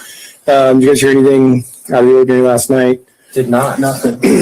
Not as no gunshots. Play it back. Yeah, we can. Jordan. It did sound very odd. I did have my head 2 a.m. I'm Sergeant Gunderson. Notice his hand. He's fiddling. Now look, this guy could have autism. We have to think about that too, because we have to think about that when it comes to Kohberger himself. He could be acting strange and having an odd tone and fiddling his hands the way he is because he might be autistic. But normally, I mean, I don't know how the rules are, but would somebody with that kind of thing be able to get into the military like that, be able to get into the Marines? I don't think so, right? I don't know. I had a friend that had Asperger's that was active duty during Afghanistan, so I don't know how that works anymore. Well, just keep the possibility in mind, I guess, because we have to at least give it that. Hello. Hi there. How you doing? Good. What's your name? Nice to meet you. I'm Sergeant Gunderson from the police department. So we're just conducting an investigation in the area, and was curious if you heard anything overnight that was peculiar or out of the ordinary or anything like that. I know I was up till about 2 a.m. I'm sorry? I know I was up till about 2 a.m., but I don't recall hearing anything. Right there is where like the tone got disingenuine to me. I guess I did have my headphones and I was listening to music pretty late. Okay. I don't know. Yeah. Yeah, no worries. Thanks, Yep. I appreciate it. Yep, Take you're care. welcome. Thank you, sir. Yeah, have a good rest of your night. You too. I don't know. Could be innocent enough.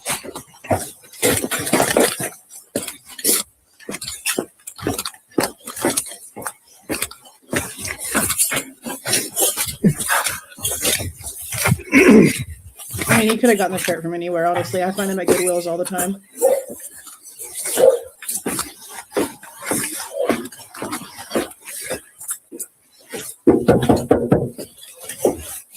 The Seahawks are winning. I'm sure my son's in there watching right now.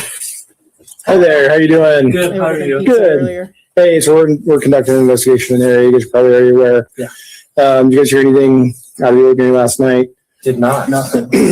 Not as no gunshots or anything like that. Freaking me. I don't know. Somebody said to somebody who I heard from that. No gunshots or anything like that. Broski off the top. One more time. Hi there. How you doing? Good. How are you? Good. Hey, so we're conducting an investigation in the area. You guys are probably already aware. Yeah. Did you guys hear anything out of the ordinary last night? Did not. Nothing. Not as No gunshots or anything like that. freaking me. I don't know. Somebody said to somebody who I heard from that that it was gunshots, but so I'm kind of weirded out because I didn't hear anything. Okay. Where did you hear that from? Oh, my sister. Remember, though, guys, remember something. Remember. When Christy's niece Sabrina called her, she told them Kaylee had been shot at a party that night. That was the story that the Goncalveses were getting. So him instantly being like, no gunshots, now knowing that someone told them something, doesn't seem as sus as it did before the context. But let's remember, Sabrina, Christy's niece, called and told her, I think Kaylee was shot, and said something about a party the night before. That came straight from the Goncalveses. So let's backtrack and see who he's saying contacted him, because he said that someone told the person that he heard from. So let's see who he heard this from. Not as No gunshots or anything like that. freaking me. I don't know.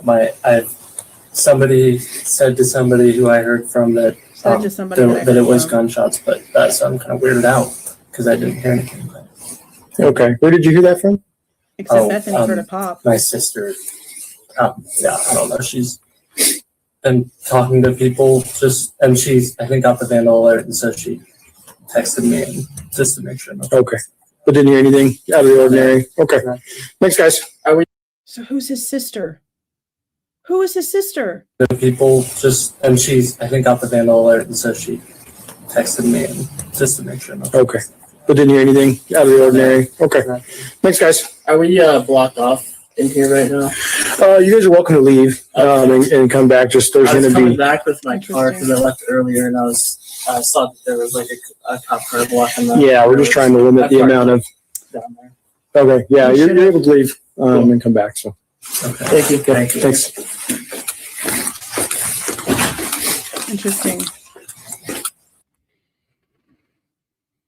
So at this point, it's 2:30. How long has the gunshot story been going around at this point? Because I don't think Christy ever told the timestamp for them getting the phone call from Sabrina. But that was like the first thing. I don't think that they saw it on the news. I don't think they got text message alerts or anything else. I'm pretty positive it was Sabrina. But then I do have to also question, like, they didn't get vandal alerts. Like, neither one of the Goncalves parents were getting vandal alerts. Wasn't their son also going to U of I? I guess that's something we probably need to talk about more, because a lot of people, like, not a lot of people, but then again, a lot of people throughout like the time frame here have asked, like, where was Stephen Jr.? Because apparently he was at the university, goes to the university, was at the university at this time. No one talks about that or thinks about that. So I don't know if it's even true that he was still actively attending U of I at the time of the crime. Because if you've got one kid, you should definitely be getting the alerts for the school. But you got two kids in the school, you're not getting any alerts. I have lots of questions. So many questions. Hey there, Tori. Yeah, I just have 1,000 questions. 1,500 questions. Okay. Yeah, you're able to leave and come back. So. Okay. Thank you. Thanks. I don't know who drafts them. That's a good question.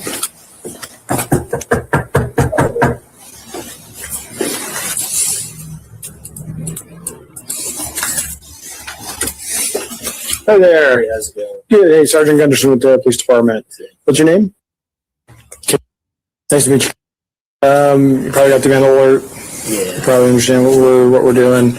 You hear anything odd last night, early this morning? No, I was actually curious as to what was going on today because I wasn't sure. So I wasn't here all night, so I personally didn't hear anything that was going on. So Okay. What time did you go to bed?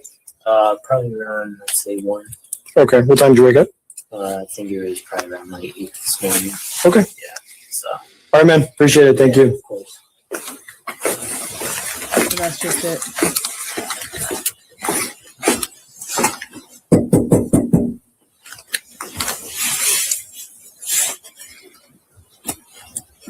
Yeah, because I'm pretty positive Jeff got the vandal alert. That's Hello. Hi, how are you doing? Hi, good. Good. Shane with the police department. How are you doing? Okay, how are you? Okay, what's your name? Nice to meet you, Jeff. Wasn't that the story? Jeff got the van. Jeff was leaving town after being in doing Parents Weekend in Pullman with Jasmine, and not long after he left to head home, he got the vandal alert and turned around. I'm pretty positive that's how that story went. So you guys are U of I? I don't. Okay. Well, we were conducting an investigation in the area. I heard. Okay. Did you hear anything out of the ordinary last night? I did not hear anything last night. Okay. Were you here all night last night? I was. Oh. Okay. Fiddlesticks. Hey. Sorry, I should have shut the door. No worries. A big fluffy kitty. Do you mind if I talk to you outside? Yeah, no, that's or fine. I can throw her in an office or Yeah, something. no, you're fine. Big old kitty. Yeah, I didn't hear anything last night. I was home all night. Nothing out of the ordinary for me. Okay, what time did you go to bed? I think I went to bed at maybe 11. Fiddlesticks. It's a cute name. Okay, what time did you wake up? Woke up at 9 today. Awesome. Thanks, man. I appreciate it. Yeah, of course. Take care. Yeah, I remember Gower saying he did get a vandal alert. It doesn't make sense. I know.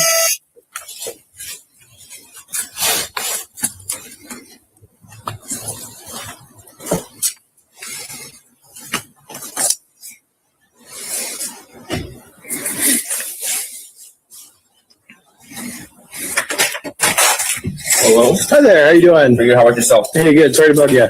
What's up? Do you go to U of I? No. Okay. Well, we're conducting an investigation in the area. Okay. I was just curious if you heard anything overnight or No. anything like that. No. Were you here all night last night? No, I worked late. Got here late. Went to bed. Look at Okay. her. What time did you get off work? Like last night, I worked around 12. Stayed there till maybe like 1. Okay. Got home around 1:32. Okay. You went to bed after that, or okay? What time did you wake up? A couple hours ago. What's that? A couple hours ago. Okay. All right. Appreciate it. Yeah. Have a good day. Yeah, you too. Whose white little kitty is that?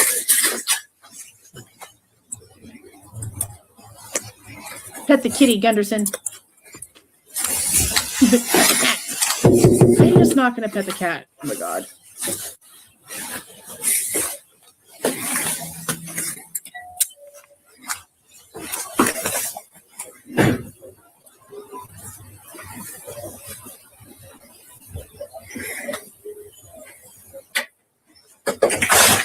Hi there, Moscow Police Department. Hi. How's it going? Pretty good. What's your name, sir? Apologize. I got a phone call. Make sure it's not one I need to answer.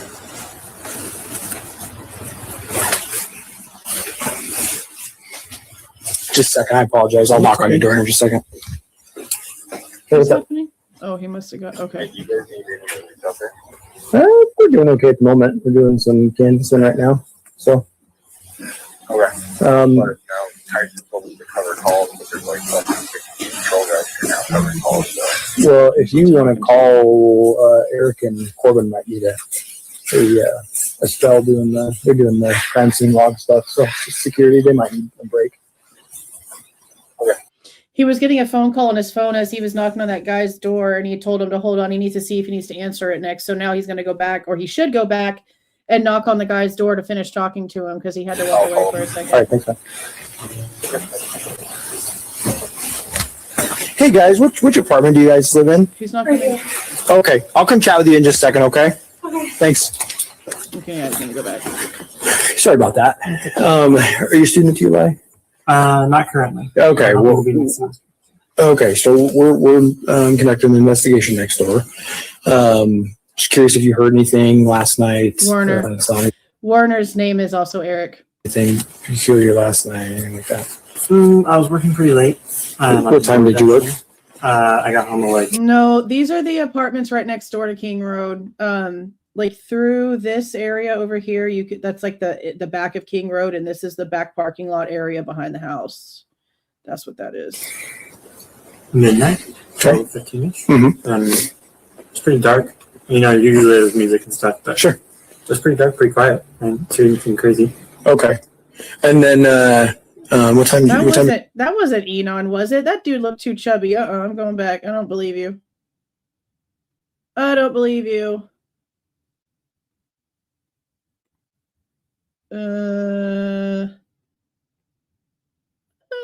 Let's listen to it again. Let's see. Hello. Hi there. How you doing? Pretty good. How are you? Not this guy, the cat guy? Which one? Not this guy? Not the defensive dude, the cat, the one before? This guy? That's not Enon. I don't think that's him. I don't know, guys. I don't think so. That's a different aura. No, that's not him.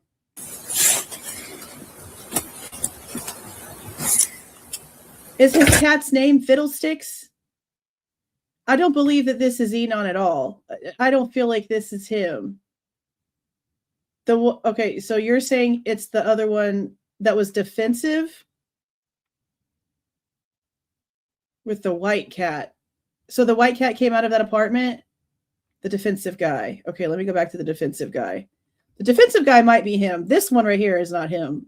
This guy, dirty shirt, got some after shadow going on. This might be Enon. Hello. Hi there. How you doing? Pretty good. How about yourself? Hey, good. Sorry to bug you. What's up? Do you go to U of I? No. Okay. Well, we're conducting an investigation in the area. Okay. I was just curious if you heard anything overnight or no. Anything like that. No. Were you here all night last night? No. I worked late. Got here late. Went to bed. Okay. What time did you get off work? Like last night. Got off work. It does kind of sound like him. Now, everyone's voice sounds different depending on how you're listening to it. So the way that we're listening to it here, it sounds a little bit different, but I can still hear like a similar bass tone. And I think I've seen him in those pajama pants before. He's been shirtless a lot. I'm trying to see the way that he looks when he stands. This might be him. Brown. I mean, for real. This might be him. 12. Stayed there till maybe like 1. Okay. Got home around 1:32. Okay. You went to bed after that? All right. This is okay, him. what time? Ew, this is him. So he's not saying anything like what he is saying ever. This sounds like him. When did you wake up? A couple hours ago. What's that? A couple hours ago. Okay. All right. Appreciate it. Yeah. Have a good day. Yeah, you too. Yeah. Have a good day. What? One more time. Look at that dirty ass stained shirt. Broski. Enon is older. That's why he said he doesn't go to U of I. Hello. Hi there. How you doing? Pretty good. How about yourself? Hey, good. Sorry to bug you. What's up? Do you go to U of I? No. Okay. Well, we're conducting an investigation in the area. Okay. I was just curious if you heard anything overnight or no. Anything like that. No. Were you here all night last night? No. I worked late. Got here late. Went to bed. Okay. What time did you get off work? Like last night. Got off work around 12. Stayed there till maybe like 1. That would add up to what he's saying, that he got home at around like 1:28, 1:27, 1:28 is what he says in that one interview. Interesting. Okay. Got home around 1:32. Okay. You went to bed after that or? Okay. What time did you wake up? A couple hours ago. What's that? A couple hours ago. Okay. All right. Appreciate it. Yeah. Have a good day. Yeah, you too. That was him for real. He just lets his pretty little kitty out and walk around like that? Hell no. Y'all ain't ever going outside ever again. Ever. That's him. Yeah, y'all were right. That's him. I never watched to see his cat anywhere. I know there's a whole thing about him getting pulled over and asking the cop that he went to school with or knew before if she wanted to come back and play with the cat. Like, I know that's a whole thing. I never seen the cat. That definitely sounds like Enon. And no, these are not student accommodation. These apartments are not student accommodation. Students get like first choice or whatever from how I'm understanding it. But anybody can like fill out an application, pay a deposit, and move in. He claims the reason why he lives there is because there's high ceilings. Because he likes to do the juggling stuff. But yeah, that definitely was definitely him. Interesting. Thank you for the 5 gifted memberships, K. Schmidt. I appreciate that. Thank you. Enon's just a weird dude. I don't know where the frick Enon fits into all this. He did what a lot of like serial killers do, and what a lot of like weirdos who are trying to like act like they're not a part of it do in order to get attention. He inserted himself straight into everything. He did interviews with Hidden True Crime. He did interviews with Truth and Transparency. He did interviews with some dumbass overseas named Frank that Willie was on his channel while he was over there talking to him. He's interviewed with mainstream media. He's been all over the place telling everybody that he saw this baller SUV sitting outside and like he has this whole story, but he doesn't really have a freaking story at all. He really has nothing of substance. He put himself into this because he's a weirdo who wants attention. He tried to say that he told the cops this bullshit. He told the cop this. He told the cop that. He didn't tell the cops anything. There's no reports about this dude nowhere. So you're telling me that you opened the door, you told the cop what you just told the cop, and somehow you ended up with a subpoena to come into court? No, you didn't. Prove it to me. Show me the paperwork. I don't believe this guy. I've never believed this guy. This guy has been sketchy from day one. And his eyebrows are bushy, and he fits the damn physical description. He's got, like, he's skinny, would look athletic, basketball built if he was dressed up in all black, and he's perfect with knives. He's a chef. He's the opposite of Kohberger when it comes to knife skills. Kohberger has none. Enon has them all. Yes, he's been very odd since the very beginning. Just because he got a cute cat don't mean shit to me. He's been weird since the beginning.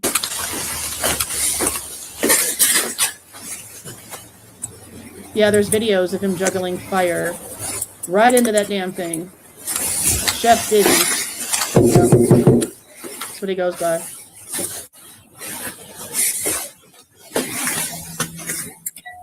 And that's another thing, too. I was going back listening to his stuff like a couple months back when I started really talking about him and asking a lot of questions. And I was going back and listening to the interview that he did with Hidden True Crime. And she goes to ask him something very specific, and he's like, oh, I can't talk about that. That's going to have to be like off record. You ain't got nothing to talk about. So even in things like that, when people were asking him specific questions, he would always find a way to like go around it. Same thing whenever Truth and Transparency had him on her channel several times. He never actually answered any questions. He diverted, he went around, and all they did was hee and caha the whole time. Nothing of substance came from anything other than finding out that he was just a straight up liar. So I don't know what he is. I don't know if he's involved in anything. I just know that at this point in time, he is somebody who unnecessarily inserted himself into this for straight up attention.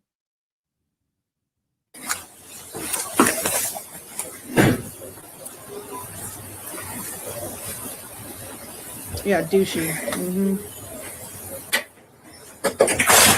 Hey there, Moscow Police Department.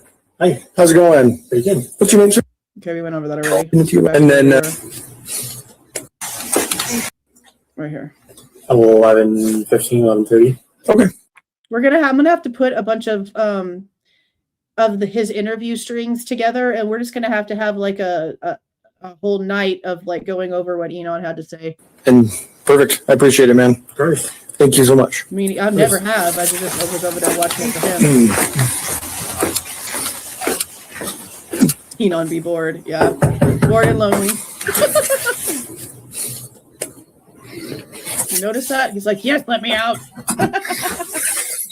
Hi there. How you guys doing? Good. How are you? Good. You guys are students? Yeah. Yeah, okay. So you got the name alert. So we're just conducting a neighborhood canvass, just making sure anybody's going to be heard anything, saw anything last night at all. I did not. I got back from the corner club at 11:30 with my boyfriend, and we didn't hear anything. Okay. What time did you guys go to bed right after that? Or 12:30. I'm not the boyfriend. I was in Spokane. Okay. And then what time do you wake up? So she lives with a male roommate, but she went to the club with her boyfriend the night before? My boyfriend went hunting at 5 in the morning, so he left around then. Okay. And so he's on his way back now. What's your boyfriend's name? If I give you my card, yeah, but who is it? Call when he gets. Who is the guy that went hunting? Does anybody know who this was? Because I've heard this whole thing about somebody went hunting the next day, or somebody was a hunter.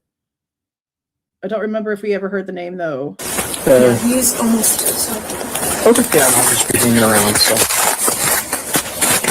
I just talked to him on the phone and he didn't hear anything either. But okay. well, I'll give you my card anyway, then. If that's the case, if he, just have him give me a call anyway. Let's bring wine. Number to get directly to me is this cell phone number down here. Yeah, I don't know. We're gonna have to look at the cameras. We need to go back and look at the cameras and see if we can see who leaves around that time. Shane Gunderson. Yeah, appreciate it. Thanks, guys. Okay.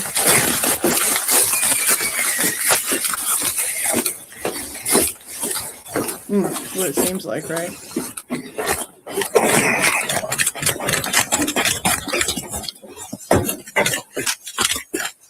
Hey there. Hey.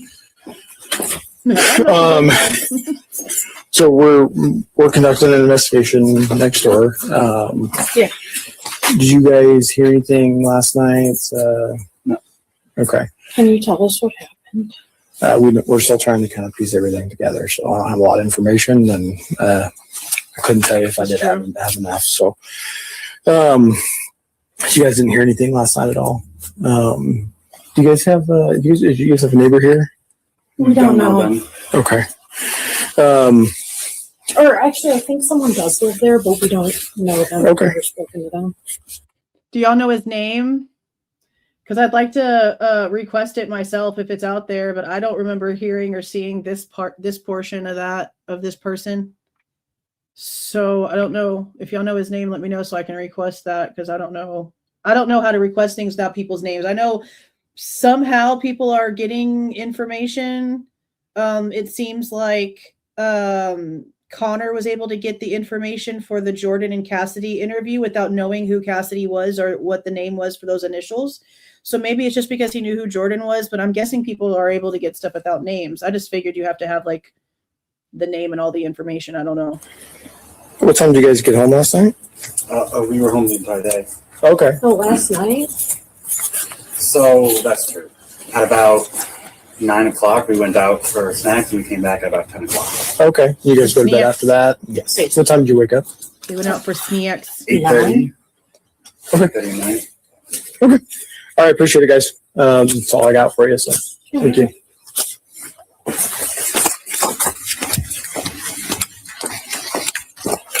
I think it's about to cut off because the next section is only like a few minutes.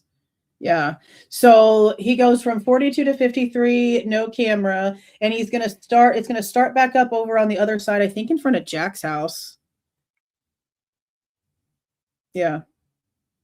Because there's Jack's car right there. That's Jack's Volkswagen, Jack Decor's Volkswagen right there.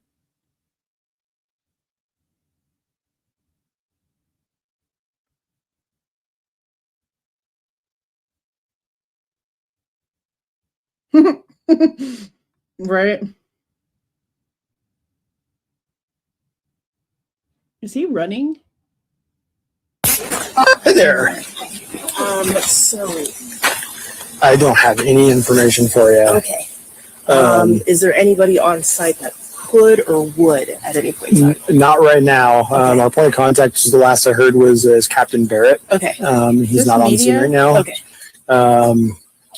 Yeah. I don't have any Okay. information. In terms of getting footage, I want to be as respectful. Who's media? What media person is this? Is this the lady that did the media report like late at night where you can sort of see in the shadowing people like what it looks like to be where they're moving the bodies out of the house? Is this her? Might be her. Well, where you're at right now is not okay. Okay. Where your car is. So as long as you stay back off this way, then Okay. And where am I pointing at? well, you can probably see what's roped off. Yeah. There's probably not a super good vantage point from Over that from way. anywhere. It's just kind of just a really terrible, Yeah. condensed neighborhood. So Okay. Good deal. So in terms of where I can go, it's just kind of like this. yeah, just stay on the backside. You'll see people coming in and out. There's people that have apartments, but we're trying to keep as many cars and stuff out of here because we have a lot of police vehicles and stuff coming and going. Good deal. Okay. Thank you very much. If there's anything else that we have just kind of on scene in terms of information, we of course, have like Facebook info and police info right now. But if there's anything else that we can share, please let me know. Okay. I'll be around. I'm gonna move my car. And your name was? Oh, yes. Appreciate it. Thank you. If you're a media representative and you're trying to get footage and you represent the media, why are we blocking out your face and why are we blocking out your name? That's dumb. Very good. Good. You?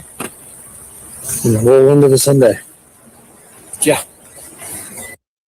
Now, this is the portion of footage where towards the very end, you're going to see Gunderson being handed the SD card from the 1112 camera. Remember that footage? I showed you guys that one very specific section when we were going over the chain of custody for the damn camera from this house. That's this portion of this, and this is almost over. It only has about 2 minutes left. You know if anybody hit that backside here? I believe Roger did. Okay. I did the top building. Yep.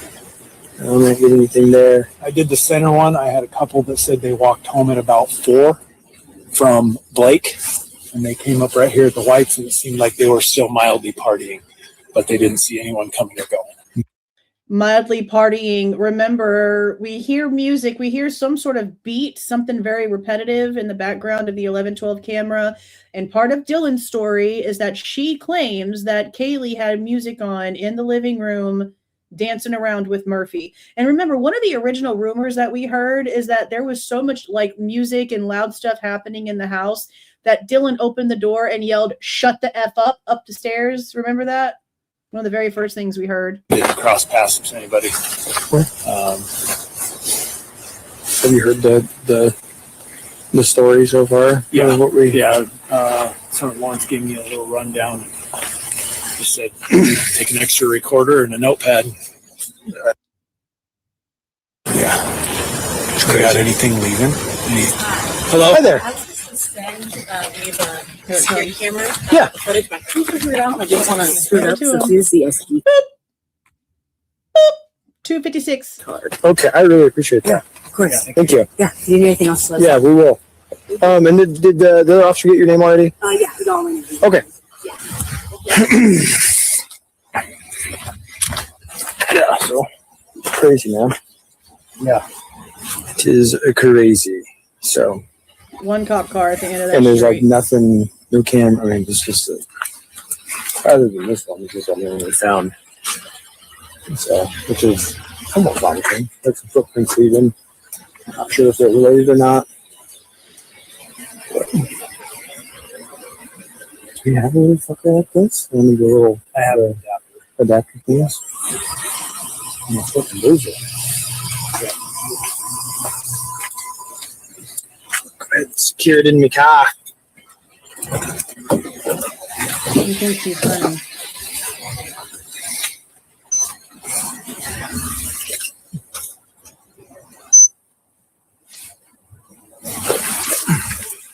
Yeah, it's in my car on the printer. Yeah, I'll check with Yep. Roger and see if he can backside. Maddie and Kaylee. I know. And that's it. That's it for Gundy. And again, I don't know like why. Have I been yelling the whole time? Damn. I don't know why there's such a big gap missing. I mean, again, he could have gone on a lunch break, I guess. I just feel like that's probably something in that kind of profession that you might actually like wait to do, you know, until it's like done and over. Give me a second to see. I want to see if there's anything new about Nancy real quick. I do want to go live later to talk about her on my other channel. I just don't know if it's going to be today now that I'm seeing how late it is because I got to do some stuff with the kids tonight.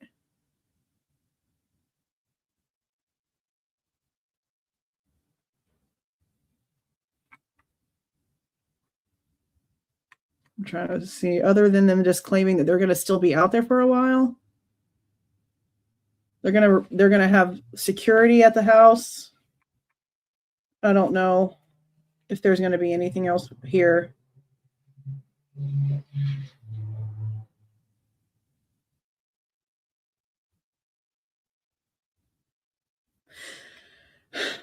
Yeah, I guess not.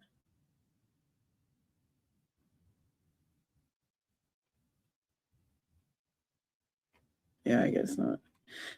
Let's look at that movie trailer real quick. So y'all are going to tell me which one to click on here for those of you that have seen it. Because there's like multiple right here. So is it this one? I mean, I guess they could be the same, but they're like 10 seconds different. I'm going to assume it's this one.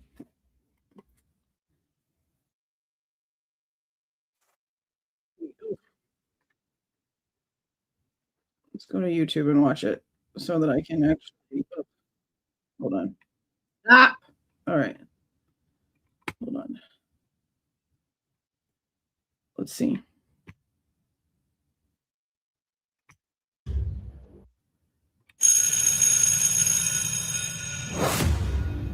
Cameron, I really think you need some help. Lily Gotch, Ronnie Gibbs, Patrick Knight, Brandon Lorne, Adria Reed. I just saw it. These pieces of shit.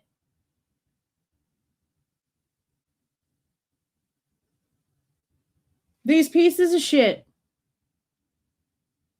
Is this based on this?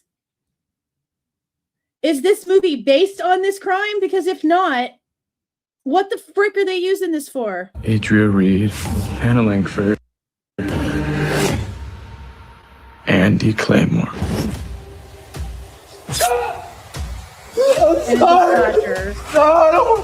How many names did he just say? Ronnie Gibbs, Lily Gotch, Ronnie Gibbs, Patrick Knight, Brandon Lorne, Adria Reed, Hannah Langford. Hannah? Y'all know about the Hannah and the Idaho story, huh? Andy Claymore. I'm sorry. They say he's ancient. Inspired by true events. You mean you took a whole bunch of crazy stuff from a whole bunch of stories and threw it together like a jackass? Looks like. But legend has it. You preys on the young who do your medicine. That's why he's called the pill. So it's basically like a scarier version of Scream. I don't understand why any of this is happening, Kim. I'm your big sister. Should have protected you more. Why these go close here? I really give a shit about this movie. That's crazy. Let me see the second scene one more time. What freaking assholes, bro. For Lily real? Gotch, Adria Reed, Hannah Langford.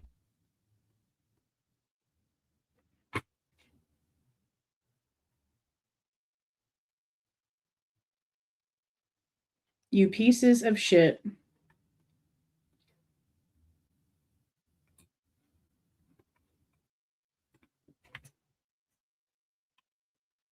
Are the comments off? Oh, there are people. Yep, people are mad. Yep.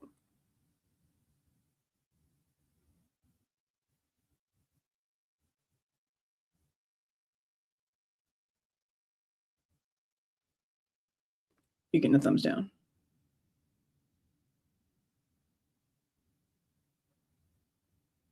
Yeah. Unbelievable. They know what the frick they're doing. They did that because they wanted the attention for it. I cannot believe that shit.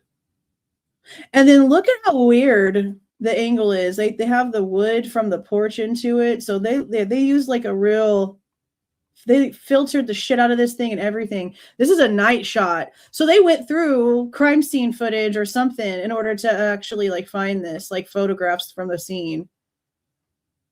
What freaking losers. Thumbs down.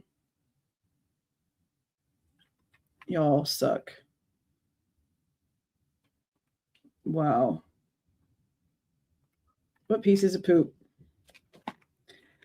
That's crazy. It's not even a story about the damn case. It's just somebody trying to find aesthetics that works for them.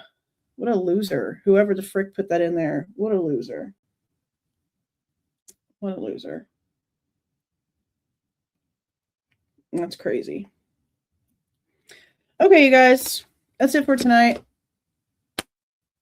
It's almost 7 o'clock. We've been on here for 2 hours and 45 minutes.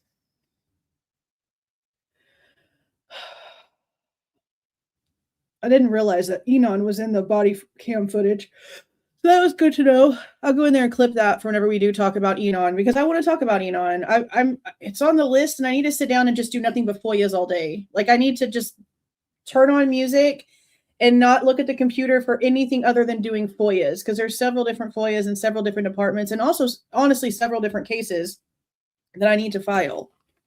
And I want to FOIA and see if there was ever anything when it came to the sheriff's department trying to go out there and serve him with a subpoena for court, because he's claiming that they left a note on his door and he had to go physically down there and pick it up, and there should be paper trail for that. There should be a paper trail for that. So I want to look more into that situation, but we will have a full night of just Enon Harsh. Just like eventually here, we're going to have a full night of non-Idaho and just trash out on Gypsy Rose one of these nights, just because I think we need a big break. What's a better break than Gypsy Rose? I mean, we all need a good laugh, don't we? So I think that's what we're going to do soon. Oh, man. Okay. I am going to go see what the boys are doing. I bet they ate all the pizza, which is totally fine. I'm not really a pizza person. And go do clothes and do other things. I don't think I'm going to go live on my other channel tonight. It's just too late tonight. It's just way too late tonight.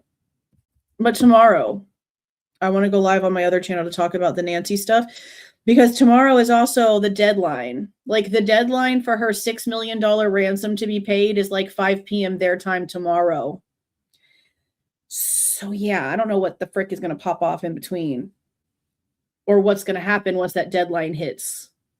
Like, what happens if they don't pay it and the deadline passes? Like, are they going to drop her body off somewhere at some random ass location, and if they come across her, they come across her? Like, what is supposed to happen in this scenario? I'm intrigued. I know that. I'm very intrigued.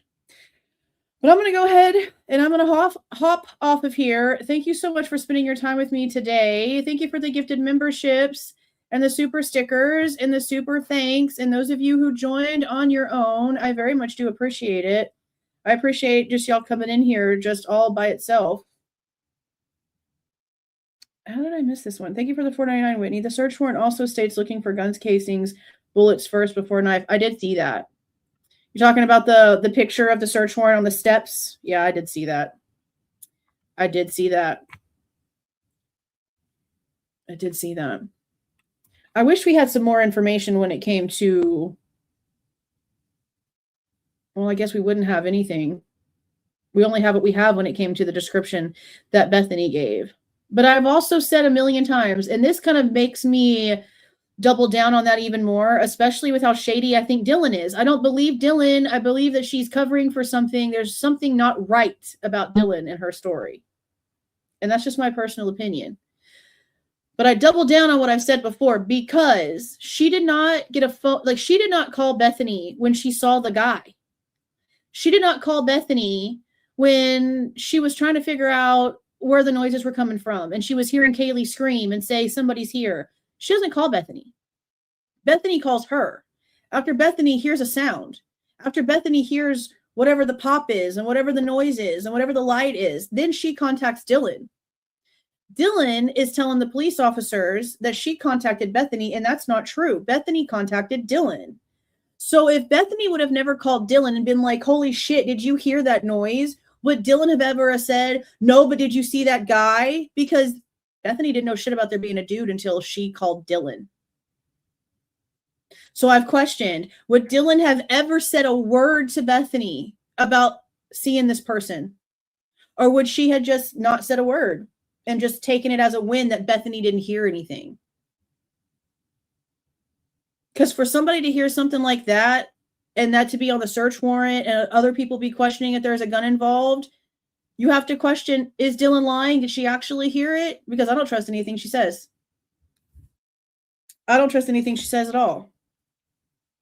But I also, again, don't recall hearing anything in the 11-12 footage that sounded like a gunshot. I'll happily go back in and re-listen to that section and see if I can hear anything that maybe sounds like it in the background, muffled maybe. I'm pretty sure even if there's some sort of like muffling of the gun itself, you could still decently hear it to a certain extent. I know silencers are not very loud whatsoever, but there's other things that people use that aren't silencers, that aren't as silent as they could be. And so maybe that's what she heard, but maybe it was muffled enough to where we don't pick it up outside on the camera. I don't freaking know. All I know is that Dylan did not freaking call Bethany because she freaked out seeing a dude. She didn't call any freaking body after she saw the dude, and she didn't call Bethany when she heard all the noises. Bethany called her after she heard whatever she heard. And that's important because Dylan's trying to act like she was so scared she was calling Bethany to, and that's whenever she went downstairs. But you didn't. You called everyone else but Bethany. Why? That doesn't make sense to me. That doesn't make sense to me at all. Just more questions. See, a lot of people wonder that too. If she was shot in the face and there was like something else done to her face to hide it, I don't know.